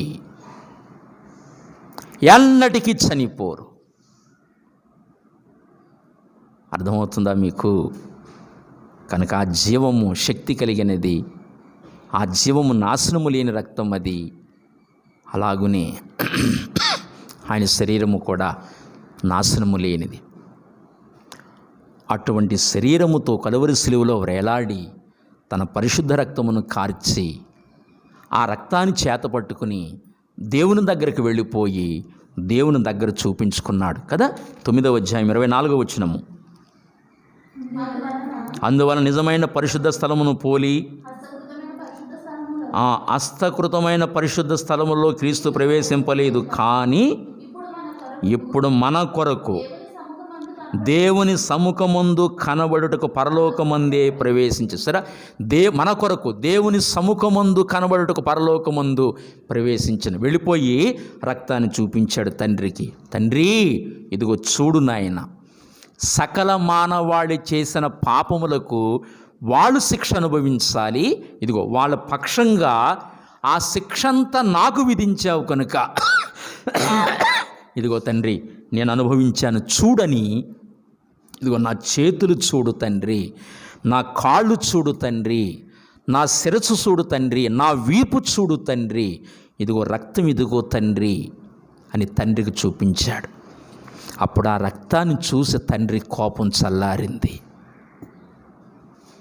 దేవుడు ప్రేమాస్వరూపుడు, అదే టైంలో న్యాయవంతుడు. పాపమునకు శిక్ష పడాలి. మనల్ని ప్రేమిస్తున్నాడు, కానీ పాపులమి. ఆ పాపమునకు శిక్ష పడాలి. అక్కడ న్యాయం ఉంది. అక్కడ ఈ శిక్ష అంతా తన కొడుక్కి విధించాడు. అప్పుడు చూపించగానే దేవుని కోపం చల్లారింది. అప్పుడు అన్నాడు, తండ్రి, ఈ శిక్ష నేను అనుభవించాను కదా, ఇప్పుడు భూమి మీద ఎవరైనా నన్ను తన హృదయంలోకి అంగీకరిస్తే ఇంకా అతనికి శిక్ష వేయకు తండ్రి, ఇక అతనికి మరణశిక్ష విధించకు తండ్రి అన్నాడు. కుమారుడా, నీకు శిక్ష విధించాను కనుక నిన్ను అంగీకరిస్తే ఇంకా ఆ వ్యక్తికి శిక్ష విధించను, ఆ వ్యక్తిని నరకానికి పంపించను అన్నాడు. అలాగున మనకేమిచ్చాడు? నిత్య విమోచన. ఇదే ప్రేమ, శాశ్వతమైన ప్రేమ. నిత్యము నీవు ఆయనకు ఉండాలని నిన్ను ప్రేమించాడు. ఇది శాశ్వత ప్రేమ. స్నేహితుడా, ఆలోచించు. ఈ యేసు ప్రభుని రక్షకుడిగా అంగీకరించావా? యవనస్తుడా, యవనస్తురాలా, తండ్రి, తల్లి, సోదరుడా, సోదరి, ఈ ప్రభువుని నీ రక్షకుడిగా, నీ స్వరక్షకునిగా, నీ సొంత రక్షకునిగా నువ్వు అంగీకరించావా? లేక అపార్థం చేసుకుంటున్నావా? నీకు శాశ్వత జీవాన్ని ఇవ్వగలిగేది ఎవరు? నీకు కోట్ల రూపాయలు నీ ఆత్మను బ్రతికిస్తాయా? వెండి బంగారములు నీ ఆత్మను బ్రతికిస్తాయా? నీకున్న బలగం నిన్ను రక్షిస్తుందా? ఆలోచించు.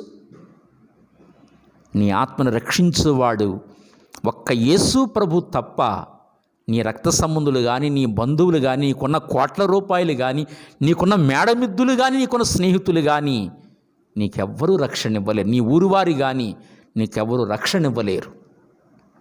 నీకు రక్షణ ఇవ్వగలిగిన వాడు ఒక యేసుక్రీస్తు ప్రభువే.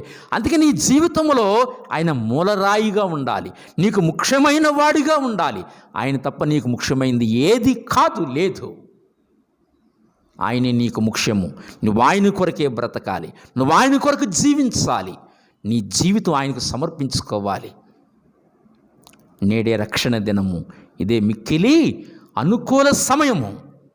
కనుక యేసు ప్రభువుని నీ స్వరక్షణగా అంగీకరించి, ప్రభువా నేను ఒక ఘోర పాపిని, నువ్వు కార్చిన రక్తములో నన్ను కడుగు తండ్రి, నీవు నిత్య విమోచన నాకు ఇచ్చావు, నీ శరీరం ఒక ప్రత్యేకమైందని, నీ రక్తం ఒక ప్రత్యేకమైందని, వాటికి నాశనము లేవని, ఇదిగో నీ జీవవాక్కుల ద్వారా ఈ ప్రత్యక్షత నాకు ఇచ్చినందుకై నేను స్తుతిస్తున్నాను తండ్రి. ఇదిగో నేను రక్షకుడిగా జ్ఞానంతో నేను అంగీకరిస్తున్నాను, ఇదిగో మారు మనస్సు పొందుతున్నాను, నేను రక్షకునిగా అంగీకరిస్తున్నానని ఎరిగి ఆ నిత్య విమోచన నీవు అంగీకరించి నిత్య రాజ్యములోకి నీవు వెళ్ళిపోవాలని తెలియచేస్తూ, ఆ నిత్య నరకాగ్ని గుండము నుండి లేక నిత్య మరణం నుండి తప్పించబడాలని నీకు తెలియచేస్తున్నాడు. దేవుడు నిన్ను హెచ్చరిస్తున్నాడు.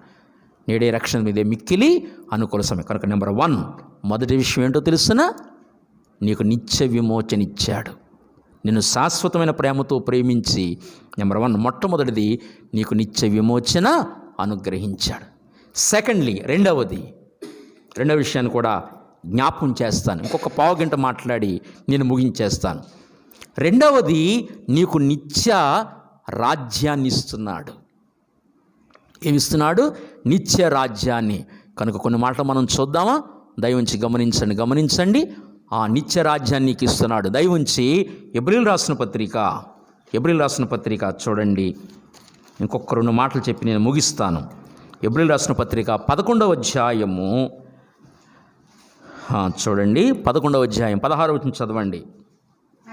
అయితే వారు మరి శ్రేష్టమైన దేశమును, అనగా సరే పరలోక సంబంధమైన దేశము. ఏ దేశం అది? ఇహలోక సంబంధమైన దేశం కాదు, పరలోక సంబంధమైన దేశమును కోరుచున్నారు. అందుచేత తాను వారి దేవుడిని అనిపించుకున్నటకు దేవుడు వారిని గురించి సిగ్గుపడడు. యాలయనగా ఆయన వారి కొరకు ఒక పట్టణమును సిద్ధపరిచి ఉన్నాడు. మన కొరకు ఏం సిద్ధపరుస్తున్నాడు ఆయన? ఒక పట్టణమును సిద్ధపరుస్తున్నాడు ఆయన. ఏవండి, మన పితరులు ఆ దేశాన్ని కోరుకున్నారు, ఆ పట్టణాన్ని కోరుకున్నారు. అబ్రహాం గురించి మాట్లాడుతుంది. యాలయనగా ఆయన దేవుడు దేనికి శిల్పియు నిర్మాణుకుడై నా పునాదులు గల పట్టణము కొరకు అబ్రహాము ఎదురు చూచుచుండెను. అబ్రహాము ఎదురు చూచాడు, ఇస్సాకు ఎదురు చూశాడు, యాకోబు ఎదురు చూశారు, మన పితలు ఎదురు చూశారు. మన పితలు అటువంటి నిరీక్షణ కలిగి జీవించారు భూమి మీద. నీవు అటువంటి నిరీక్షణ కలిగి ఈ భూమి మీద జీవించాలి. నీకు నిత్య రాజ్యాన్ని సిద్ధపరుస్తున్నాడు. నీవు యుగయుగాలు జీవించాలి. నీకు నిత్య విమోచనిచ్చి నిత్య రాజ్యాన్ని సిద్ధపరుస్తున్నాడు ఆయన. ఎంత మంచి ప్రభు ప్రిలారా! ఆయన మంచితనం ఎంత గొప్పది. నేను అప్పుడప్పుడు అనుకుంటాను, ఈ చక్కటి గృహాన్ని ఇచ్చారు కదా ప్రభు, ఈ గృహాన్ని కొట్టుకుని ఇందులో ఆనందిస్తున్నాం తండ్రి, మరి నీవు ఇచ్చే ఆ స్థలం ఇంకెంత ఆనందంగా ఉంటుంది నాయన. ఇంకెన్నటికీ వాడిపోని ఆ నిత్య స్వాస్థ్యాన్ని మాకు ఇస్తున్నావా, దాన్ని మా కొరకు సిద్ధపరుస్తున్నావా అని గొప్ప ఆనందం కలుగుతుంది ప్రియులారా. ఎంత మంచి ప్రభు మన ప్రభు. అసలు ఆయన తలుసుకుంటేనే ఒక రకమైన ఆనందం కదా, కమ్మదనం, ఆనందం, సంతోషం. ఏమండి, ఈ సంతోషం, ఈ ఆనందం ఎందులో మీకు దొరకదండి, ఎక్కడా మీకు దొరకదు. ఒక్క ప్రభు పాదాల దగ్గరే దొరుకుతుంది, ఇంకెక్కడా మీకు దొరకదు ఈ ఆనందం, ఈ సంతోషం. నిత్య రాజ్యాన్ని సిద్ధపరుస్తున్నాడు, నిత్య పట్టణాన్ని సిద్ధపరుస్తున్నాడు. ఏమండి, ఇదే ప్రేమ, ఇది శాశ్వతమైన ప్రేమ. నువ్వు నిత్యము అక్కడ ఉండాలని నీ కొరకు బంగారు వీధుల్లో తిరుగుతామండి. ఇక్కడ మనకు రోడ్లు ఉన్నాయి కదా, మట్టి రోడ్లు, ఆ తర్వాత కొంచెం కంకర రోడ్లు, ఇంకొంచెం మంచి రోడ్డు తారు రోడ్డు. 4 రోజులకే పోద్ది అది, గట్టిగా వర్షం కురిస్తే 4 రోజులకే పోద్ది. ఇంకా కొంచెం ఈ మధ్యన డెవలప్మెంట్ అప్డేట్ అయ్యాం కదా, సిమెంట్ రోడ్లు, ఈ మన రోడ్లు. కానీ అక్కడ వేసే రోడ్లు బంగారపు రోడ్లు. నువ్వు బంగారపు రోడ్డు మీద తిరుగుతావు సోదరుడా, సోదరి.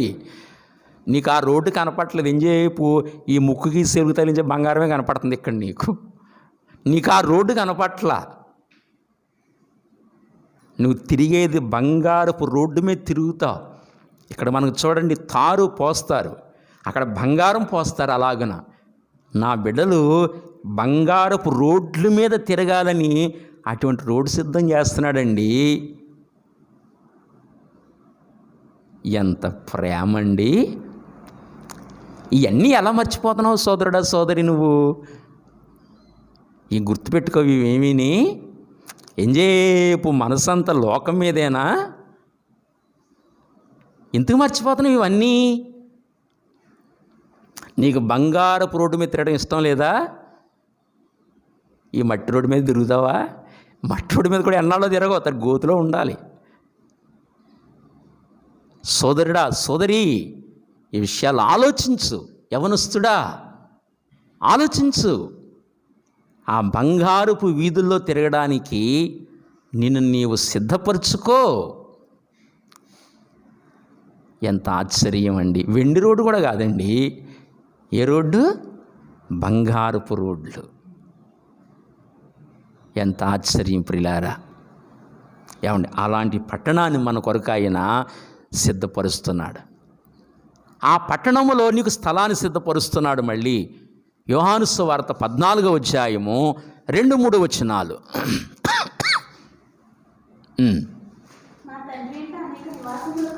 నా తండ్రి ఇంట అనేక నివాసములు కలవు, లేని ఎడల మీతో చెప్పుదును, మీకు స్థలము సిద్ధపరచ వెళ్ళుచు. ఏం సిద్ధపరచండి?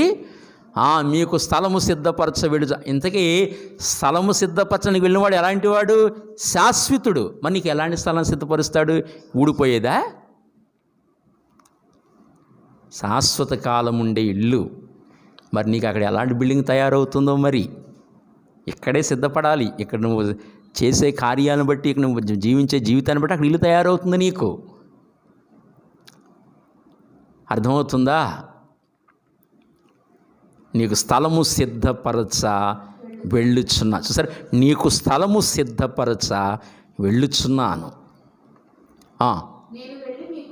నేను వెళ్ళి మీకు స్థలము సిద్ధపరిచిన ఎడల, సరే, నేనుండు స్థలములో మీరును ఉండులాగున,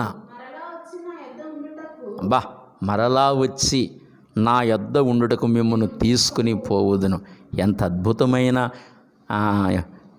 కార్యం అండి ఇది. మరలా వచ్చి గోతులో ఉన్న తీసుకెళ్ళిపోతాడు, అంతే. మహిమ శరీరం ఇచ్చి తీసుకెళ్ళిపోతాడు. ఒకవేళ ఆ టైంకి బ్రతుకున్నాం అనుకోండి, మన శరీరాలు మార్పు చెందిపోతాయి. ఎంత మంచి ప్రభు ప్రియులారా! ఇటువంటి ఆశీర్వాదాలు ఎవరివ్వగలరండి? అసలు ఎవరివ్వగలరు ఇలాంటి ఆశీర్వాదాలు? మా చుట్టాల రక్షణ పొందుద్దన్నారండి, వాళ్ళు ఏమనుకుంటారని మానేశానండి. ఎంత పిచ్చ ప్రశ్న ఇది! ఎంత పిచ్చ మాట ఇది! ఎంత తెలివి తక్కువ మాట! ఏమండి, వాళ్ళు ఏమనుకుంటారని రక్షణ మానేశానండి, వీళ్ళు ఏమనుకుంటారని మానేశానండి. ఎంత తెలివి తక్కువ మాటలండి ఇవి. కనుక ప్రభువునందు పిల్లారా, స్థలము సిద్ధపరచ వెళ్ళుచున్నాను, నేనుండు స్థలం మీరు నుండిలాగున మరలా వచ్చి తీసుకుని పోవుదనని యేసు ప్రభు వారు చెబుతున్నారు. కనుక చూస్తారా, దానియేలు గ్రంథము 6:26, దానియేలు గ్రంథం 6:26 చూస్తారు ఒకసారి. 6:26 చదవండి.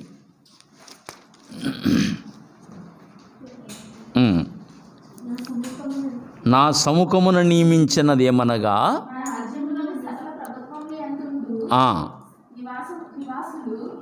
నివాసులు దానియేలు యొక్క దేవునికి భయపడుచు ఆయన సముఖమున వణుకుచుండవలెను.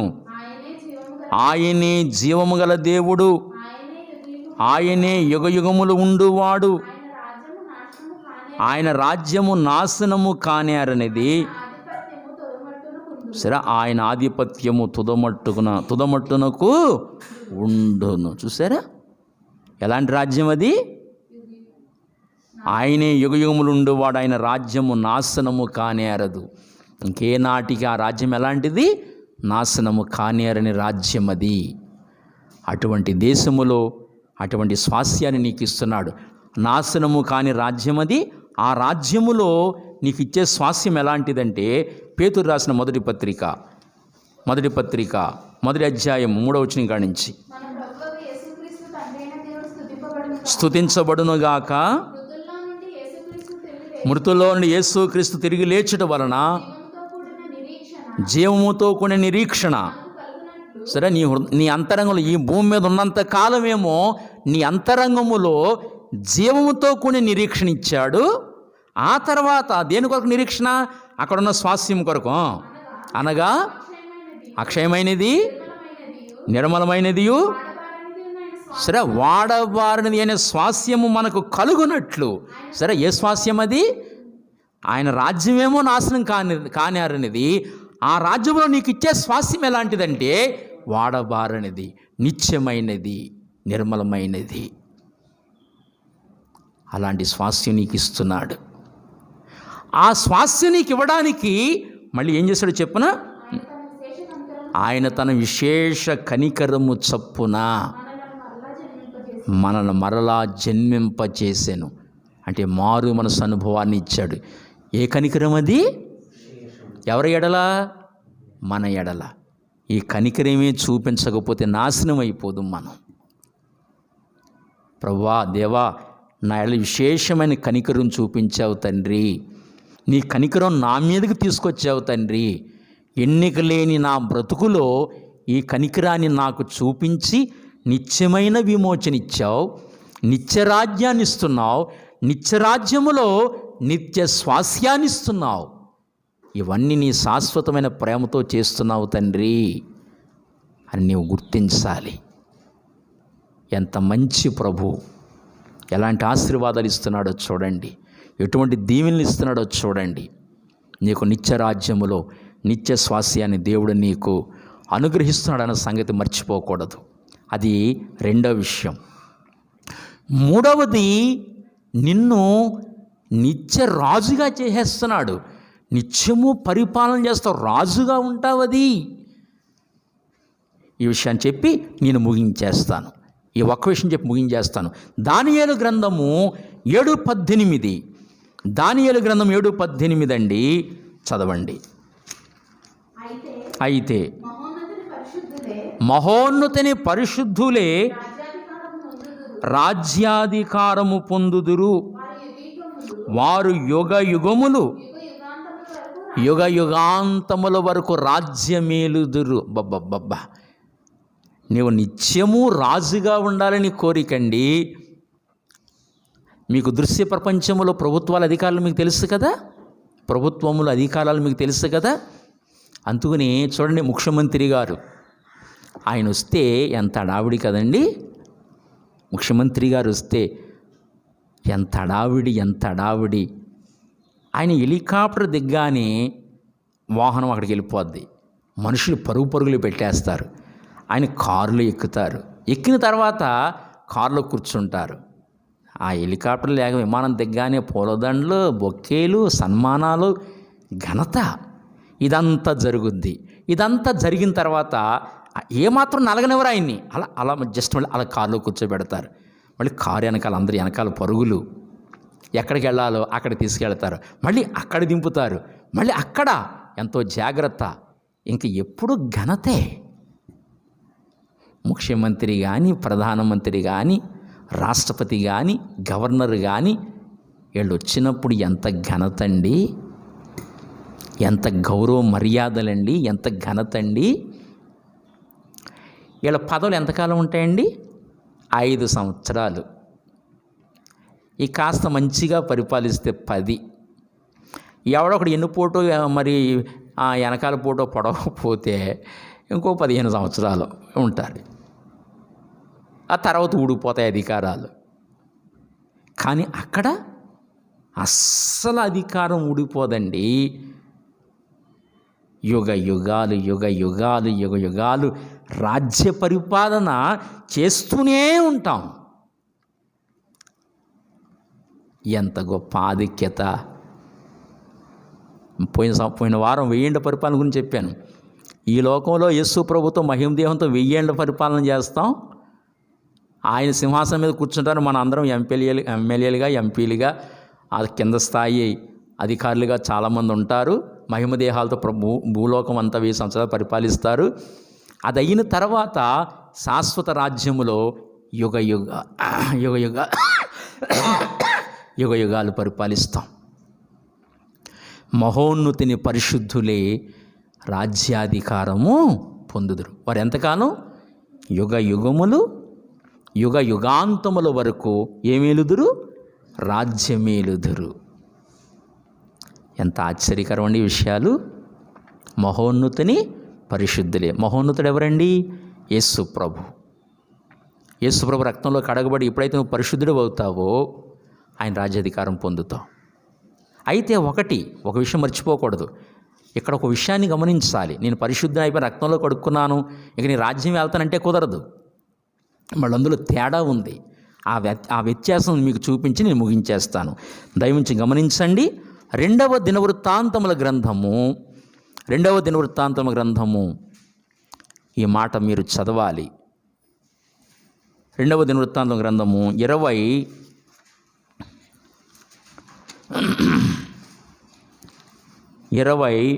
అధ్యాయము 3వ వచనము.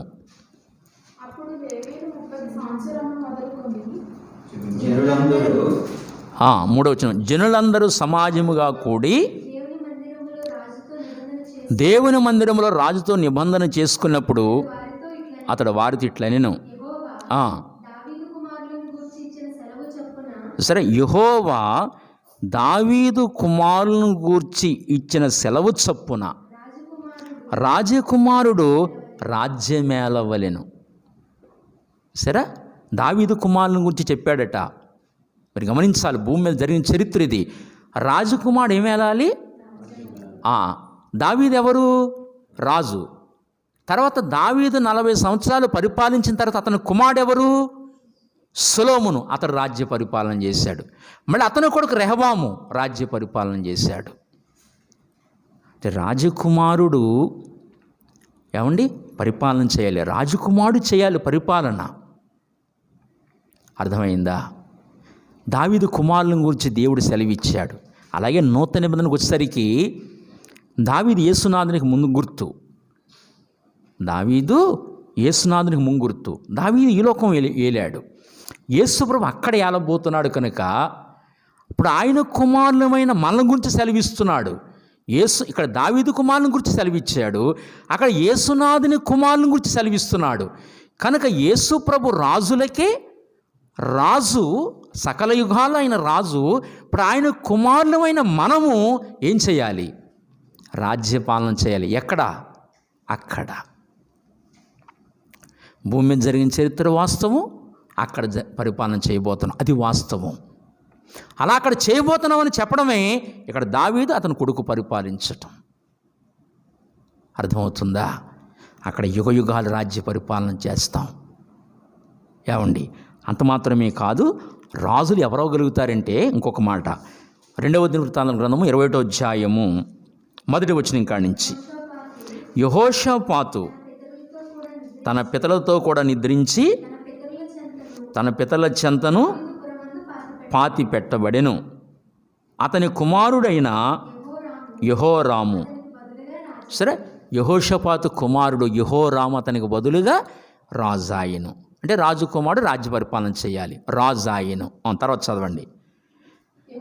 యెహోషాపాతు కుమారులైన లెక్క పెట్టండి. అజరియా, యెహీయేలు, జకరియా, అజరియా, మికాయేలు, షపట్యా అనువారు. ఎవరికి సహోదరులు? యెహోరాముకి సహోదరులు. వీరందరూ ఇశ్రాయేలు రాజుని యెహోషాపాతు కుమారులు. మొత్తం ఎంతమంది కుమారులు? 7. మనం చదివిన వాళ్ళు 6 వచ్చారు.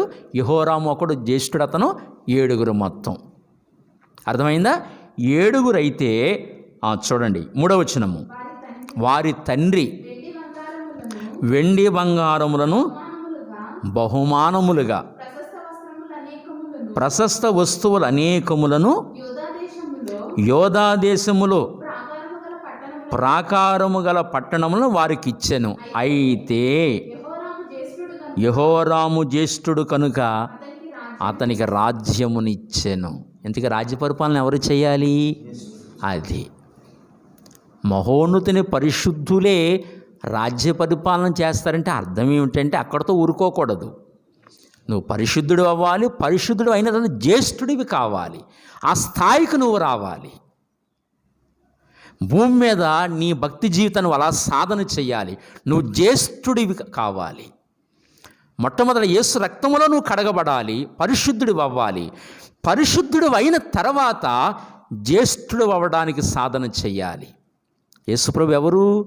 జ్యేష్ఠుడు. ఆ జ్యేష్ఠుని తత్వాన్ని, జ్యేష్ఠత్వం అంటారు చూసారా, ఆ జ్యేష్ఠుని తత్వాన్ని నువ్వు అలవర్చుకోవాలి. నువ్వు కూడా సాధన చేసి జ్యేష్ఠత్వంలోకి రావాలి. అప్పుడు జ్యేష్ఠుడు అవుతే నువ్వు యుగ యుగాలు పరిపాలన చేస్తావు. అర్థమైందా? ఇది ఏ ప్రేమతో ఇస్తున్నాడో నీకు ఈ పదవి? శాశ్వతమైన ప్రేమతో. నేను 3 విషయాలు జ్ఞాపం చేశాను. మొదటిది, నీకు శాశ్వతమైన ప్రేమతో ప్రేమిస్తూ 1 నీకు నిత్య విమోచన ఇచ్చాడు. 2 నీకు నిత్య రాజ్యములో, అంటే నాశనము కాని రాజ్యములో నిత్య స్వాస్యాన్ని ఇస్తున్నాడు. అది వాడబారనిది, నిర్మలమైనది, పరిశుద్ధమైంది. 3 ఆ నిత్య రాజ్యములో నీకు నిత్య రాజరికాన్ని ఇస్తున్నాడు. ఇవన్నీ దేని బట్టి ఇస్తున్నాడు? శాశ్వతమైన ప్రేమతో ప్రేమించి ఎన్ని గొప్ప సంగతులు ఇస్తున్నాడు. అంత మాత్రం నిన్ను ప్రేమించి విశేషమైన కనికరముతో నీకు నూతన జన్మను వచ్చాడు భూమి మీద. ఆయన ఎవరో బయలుపరుచుకున్నారు, నువ్వేం వెతకలేదు ఆయన్ని. మీరు నేను ఇలా ఆయన కావాలని ఏం వెతకలేదు. పైపెచ్చి హృదయంలో ఆయన పట్ల ద్వేషం ఉంది. ఇదంతా తొలగించి విశేషమైన కనికరాన్ని చూపించి నూతన జన్మ అనుభవాన్ని ఇచ్చి ఈ గొప్ప ఆశీర్వాదాలకి నేను వారసునిగా చేస్తున్నాడు. శాశ్వతమైన ప్రేమతో నేను ప్రేమిస్తున్నాడు. కనుక ఇట్టు ప్రభువుని నువ్వెట్లా ప్రేమిస్తున్నావో, ఈ లోకంలో ఆయన ఏ రీతిగా సేవిస్తున్నావో నిన్ను జాగ్రత్తగా పరిశీలించుకుని నమ్మకంగా ఆయన ఆరాధన చేద్దాం, ఆయన కొనియాడుదాం. ఈ వారానికి బల్ల ఆప్ చేస్తున్నాను. వేరే రీతిగా మీరు అపార్థం చేసుకోకండి. చక్కగా నేను ఆలోచించి దేవుని జ్ఞానంతో ఆలోచించి బల్లను ఆప్ చేస్తున్నాను. వేరే రీతిగా అపార్థం చేసుకోకండి. కనుక నాతో పాటు అందరూ కలిసి ఆరాధనలో పాలు పొందుదాం. అందరూ కళ్ళు మూసుకునండి, ఆరాధన చేసుకుందాం. అందరూ కళ్ళు మూసుకునండి. ఇన్ని గొప్ప కార్యాలు చేసిన ప్రభువుని ఆరాధన చేద్దాం. ఆరాధన చేసి ముగించేస్తాను. అందరూ కళ్ళు మూసుకునండి. అందరూ కళ్ళు మూసుకుని నాతో పాటు ఆరాధనలో ఏకీభించండి. మర్చిపోయాను, ఒక పాట పాడుకుందాం. ఒక పాట పాడుకుని చక్కగా ప్రభుని స్తుతిస్తూ అప్పుడు ఆరాధన చేసుకుని ముగించుకుందాం. ఒక పాట మనం పాడుకుందాం. పిల్లరా, మనం ఒక పాట పాడుకుని ఒక 3 శరణాలు ఒక పాట పాడుకుని ప్రభుని ఆరాధన చేసి పాట ద్వారా మళ్ళీ ఆరాధన చేసి ముగించుకుందాం. 705వ పాట కొత్త పుస్తకాల్లో, పాత పుస్తకాల్లో 603వ పాట ప్రియ యేసు రాజుని చూచిన చాలనే పాట మనం పాడుకుందాం. ప్రియ యేసు రాజును నే చూచిన చాలు, మహిమలో నాయనతో నుంటే చాలు. ప్రియ యేసు రాజును నే చూచిన చాలు, మహిమలో నాయనతో నుంటే చాలు. నిత్యమైన మోక్ష గృహము నందు చేరి, నిత్యమైన మోక్ష గృహము నందు చేరి, భక్తుల గుంపులో హర్షించిన చాలు, భక్తుల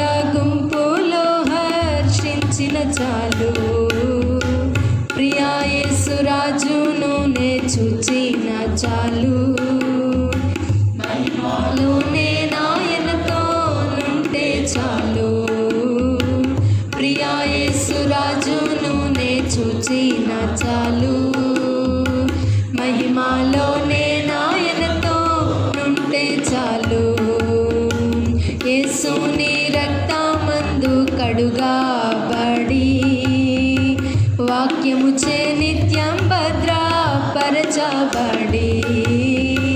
యేసుని రక్తమందు కడుగాబడి వాక్యము చే నిత్యం భద్రపరచబడి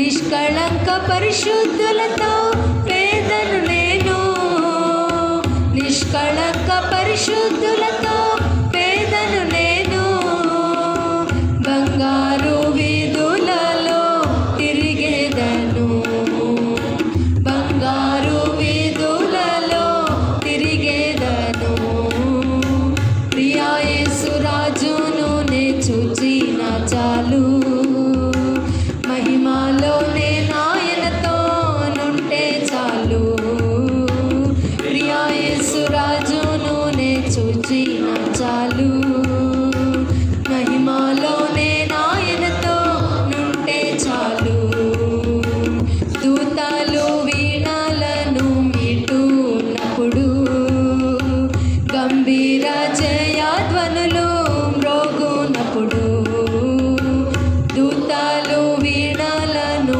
మీటున్నప్పుడు గంభీర జయధ్వనులు మ్రోగునప్పుడు హల్లెలూయ పాటలు పాడుచుండా హల్లెలూయ పాటలు పాడుచుండా ప్రియా యేసుతోను నేను ఉల్లాసింతును ప్రియా యేసుతోను నేను ఉల్లాసింతును ప్రియా యేసు రాజును నే చూచిన చాలు మహిమలోనే నాయనతో నుంటే చాలు ప్రియా యేసు రాజును నే చూచిన చాలు మహిమలోనే నాయనతో నుంటే చాలు ముండ్ల మకుటంబైన తలను చూచి స్వర్ణ కిరీటం పెట్టి ఆనందింతు ముండ్ల మకుటంబైన తలను చూచి స్వర్ణ కిరీటం పెట్టి ఆనందింతు కొరడాతో కొట్టబడిన వీపును చూచి కొరడాతో కొట్టబడిన వీపును చూచి ప్రతి ఒక్క గాయమును ముద్దాడేదన్ ప్రతి ఒక్క గాయమును ముద్దాడేదన్ ప్రియా యేసు రాజును నే చూచిన చాలు మహిమలోనే నాయనతో నుంటే చాలు ప్రియా యేసు రాజును నే చూచిన చాలు మహిమలోనే నాయనతో నుంటే చాలు నిత్యమైన మోక్ష గృహము నందు చేరి నిత్యమైన మోక్ష గృహము నందు చేరి భక్తుల గుంపులో హర్షించిన చాలు భక్తుల గుంపులో హర్షించిన చాలు ప్రియా యేసు రాజును నే చూచిన చాలు మహిమలోనే నాయనతో నుంటే చాలు ప్రియా యేసు రాజును నే చూచిన చాలు మహిమలోనే నాయనతో నుంటే చాలు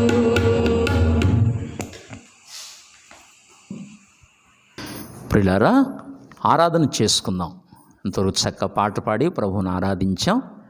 అలాగుని ఆరాధన చేసుకుని ఆశీర్వాదం తీసుకుని ముగించుకుందాం. దయవుంచి అందరూ కళ్ళు మూసుకునండి. మాతో పాటు ఆరాధనలో ఏకీపించండి. ప్రేమ కలిగిన మా మహాపరిశుద్ధ పరమ తండ్రి,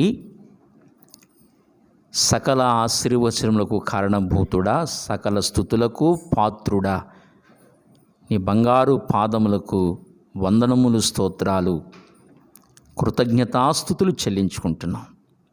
నా వ్యక్తిగత జీవితంలో మీరు నాకు అనుగ్రహించిన నిత్యమైన విమోచన కొరకై నీకు స్తోత్రాలు. శాశ్వతమైన ప్రేమతో తండ్రి నన్ను ప్రేమించి బుద్ధిహీనుడను, బలహీనుడను, తండ్రి చెడినవాడును, ఘోర పాపిని, నీ ఎదుట ఘోర పాపిగా జీవించిన బ్రతుకు, అటువంటి నన్ను శాశ్వతమైన ప్రేమతో నన్ను ప్రేమించి నిత్యము నేను నీకు ఉండాలని నాకు నిత్య విమోచన అనుగ్రహించారు. మీ కుమారుడైన యేసు ప్రభువుని ఈ లోకానికి పంపించిన ఆయన ఈ సృష్టి సంబంధము కాని గుడారము ద్వారా ఆ నిత్య జీవాన్ని నాకు ఇవ్వడానికి నిత్య విమోచన మీ కుమారుని ద్వారా నాకు అనుగ్రహించారు. మీ కుమారుడు పరిశుద్ధుడు తండ్రి, పాపరహితుడు, పాపము లేనివాడు, పవిత్రుడు, నిర్దోషి, నిష్కల్మషుడు, పాపుల్లో చేరక ప్రత్యేకంగా జీవించిన వారు. అటువంటి ఆయన మీద, ఆయన శరీరమందు నా పాపములకు శిక్ష విధించారు. నా ఘోర పాపానికి ఆ శరీరమందు శిక్ష విధించి నా మరణం మీ కుమారునికి విధించి నాకు మరణము లేకుండా చేసినందుకై, నాకు నిత్య విమోచన ఆ విధంగా నాకు ప్రసాదించినందుకై కన్న తండ్రి, నా హృదయం అంతటితో నిన్ను పూజించి ఆరాధించి గణపరుచుకుంటున్నాను. దేవా, నిన్ను ఆరాధిస్తున్నాను. మీరు ఇచ్చిన గొప్ప రక్షణ కొరకై నేను స్తుతించి కొనియాడి కీర్తిస్తున్నాను. అంత మాత్రమే కాదు తండ్రి, నాకు నిత్య రాజ్యాన్ని సిద్ధపరుస్తున్నావు. ఆ నిత్య రాజ్యములో నాకు నిత్య స్వాస్యాన్ని ఇస్తున్నావు. రెండవదిగా ఆ నిత్య స్వాస్యము కొరకు ఎదురు చూడటానికి నాలో నిరీక్షణ ప్రవేశపెట్టారు. మీ కుమారుని జనన మరణ భూస్థాపన ద్వారా, పునరుద్ధానము ద్వారా ఆ గొప్ప నిరీక్షణ నాలో ప్రవేశపెట్టి మీ విశేషమైన కనికరం చొప్పున నాకు నూతన జన్మ అనుభవాన్ని ఇచ్చారు తండ్రి. మీకు స్తోత్రాలు నాయన. ఆ నిత్య స్వాస్యాన్ని నాకు ఇస్తున్నందుకై మీకు వందనాలు.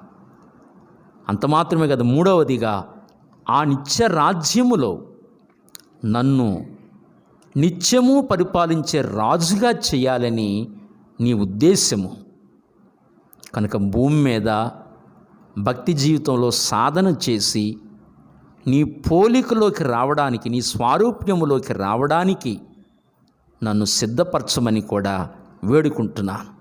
అందుకు కావాల్సిన ఆయుష్కాలాన్ని ఇచ్చి, ఆరోగ్యమునిచ్చి, దీర్ఘాయుష్మంతుడిగా నన్నును మమ్ములను చేసి, నాకు ఇచ్చిన ఆత్మీయ బిడ్డలందరినీ దీర్ఘాయుష్మంతునిగా చేసి, నన్ను దీర్ఘాయుష్మంతునిగా చేసి జ్యేష్ఠత్వములోకి రావడానికి, అనగా మీ కుమారుని యొక్క స్వారూప్యంలోకి రావడానికి, అందుకు మాకు చక్కటి ఆయుష్కాలాన్ని మీరు ఇచ్చి దీర్ఘాయుష్మంతునిగా చేసి ఆ నిత్యరాజ్యములో నిత్య పాలకునిగా నేను ఉండాలని కోరుచున్న దేవుడవు. ఈ గొప్ప ఆశీర్వాదాలు నాకు ఇవ్వడానికి శాశ్వతమైన ప్రేమతో నన్ను ప్రేమించిన దేవుడవని ఈ ఉదయకాలం మీరు నాతో మాట్లాడిన మీ ప్రత్యక్షత కొరకై వందనములు, స్తోత్రాలు చెల్లించుకుంటూ, ఇన్ని గొప్ప ఆశీర్వాదాలు నాకు ఇస్తున్నందుకై, నిత్య రక్షణ, నిత్య స్థలము, నిత్య రాజ్యము, నిత్య పాలన నాకు ఇవ్వడానికి ఇష్టపడినందుకై, అవన్నీ ఇవ్వడానికి శాశ్వతమైన ప్రేమతో నన్ను ప్రేమిస్తున్నందుకై, నిత్యము నీతో ఉండడానికి నన్ను కోరుకున్నందుకై నిండు మనసుతో మీ కృతజ్ఞతలు చెల్లిస్తూ, నన్నే కాదు మా ప్రియులందరినీ ఆ విధంగా మీరు కోరుకున్నందుకై నాయన, నేను మా ప్రియులందరి నాకు ఇచ్చిన ఆత్మీయ వాళ్ళందరితో కలిసి నిన్ను ఆరాధిస్తూ ఉండగా, నిన్ను కొనియాడుతూ ఉండగా, నిన్ను గణపరుస్తూ ఉండగా ఈ స్తుతి ఆరాధన మీరు అందుకొనమని మీ సన్నిధిలో వేడుకుంటున్నాం. మిమ్మల్ని ఆరాధిస్తున్నాం, మహిమపరుస్తున్నాం, ఘనపరుచుకుంటున్నాం. తండ్రి, మీ కొందరములు స్తోత్రాలు నాయన. నా మిగిలిన జీవితం ఏమైనది కేవలము నీ ఉచితమైన కృపని జ్ఞాపకం చేసుకుంటున్నాం. మీరు చేసిన భౌతిక ఆధ్యాత్మిక ప్రతి మేలు కొరకై సాగిలపడి మీ కొందనములు స్తోత్రాలు చెల్లించుకుంటూ ఈ సమయంలో మా ప్రియులందరినీ దీవించమని కోరుకుంటూ మహిమ ఘనత కీర్తి ప్రభావాలు నీ నామమునకు ఆరోపించుకుంటూ ఈ స్తుతి ఆరాధన మా ప్రభువును రక్షకుడునైన యేసుక్రీస్తు ప్రభుని నామములో ఆరాధించి ఘనపరిచి మహిమపరుచుకొనుచున్నాము తండ్రి. ఆమేన్ ఆమేన్. మన తండ్రి అయిన దేవుని దీవెనయు పరిశుద్ధాత్మిక అన్యోన్య సహవాసము క్రీస్తు వారి యొక్క నిత్య కృప మనకు నాయన బిడలకును సదాకాలము దేవుడు తోడైండి నడిపించును గాక. ఆమేన్ ఆమేన్. అందరికీ వందనాలండి. సాయంకాలం మళ్ళీ లైవ్ కార్యక్రమం ఉంటుంది. లైవ్ ఎవరు మానకుండా చూడండి. ఎంతో కష్టపడి కార్యక్రమాలు చేస్తున్నాం. మరి కార్యక్రమాలు చూడండి ప్రియులారా. పరిచయం మంచిగా ప్రోత్సహించండి, చూడండి, ఇతరులకు కూడా షేర్ చేయండి. తర్వాత కార్యక్రమాన్ని ఇతరులకు పరిచయం చేయండి, షేర్ చేయండి. అలాగూ పరిచర్యను ప్రోత్సహించమని మీకు మనం చేస్తున్నాను. అందరికీ వందనాలండి. God bless you.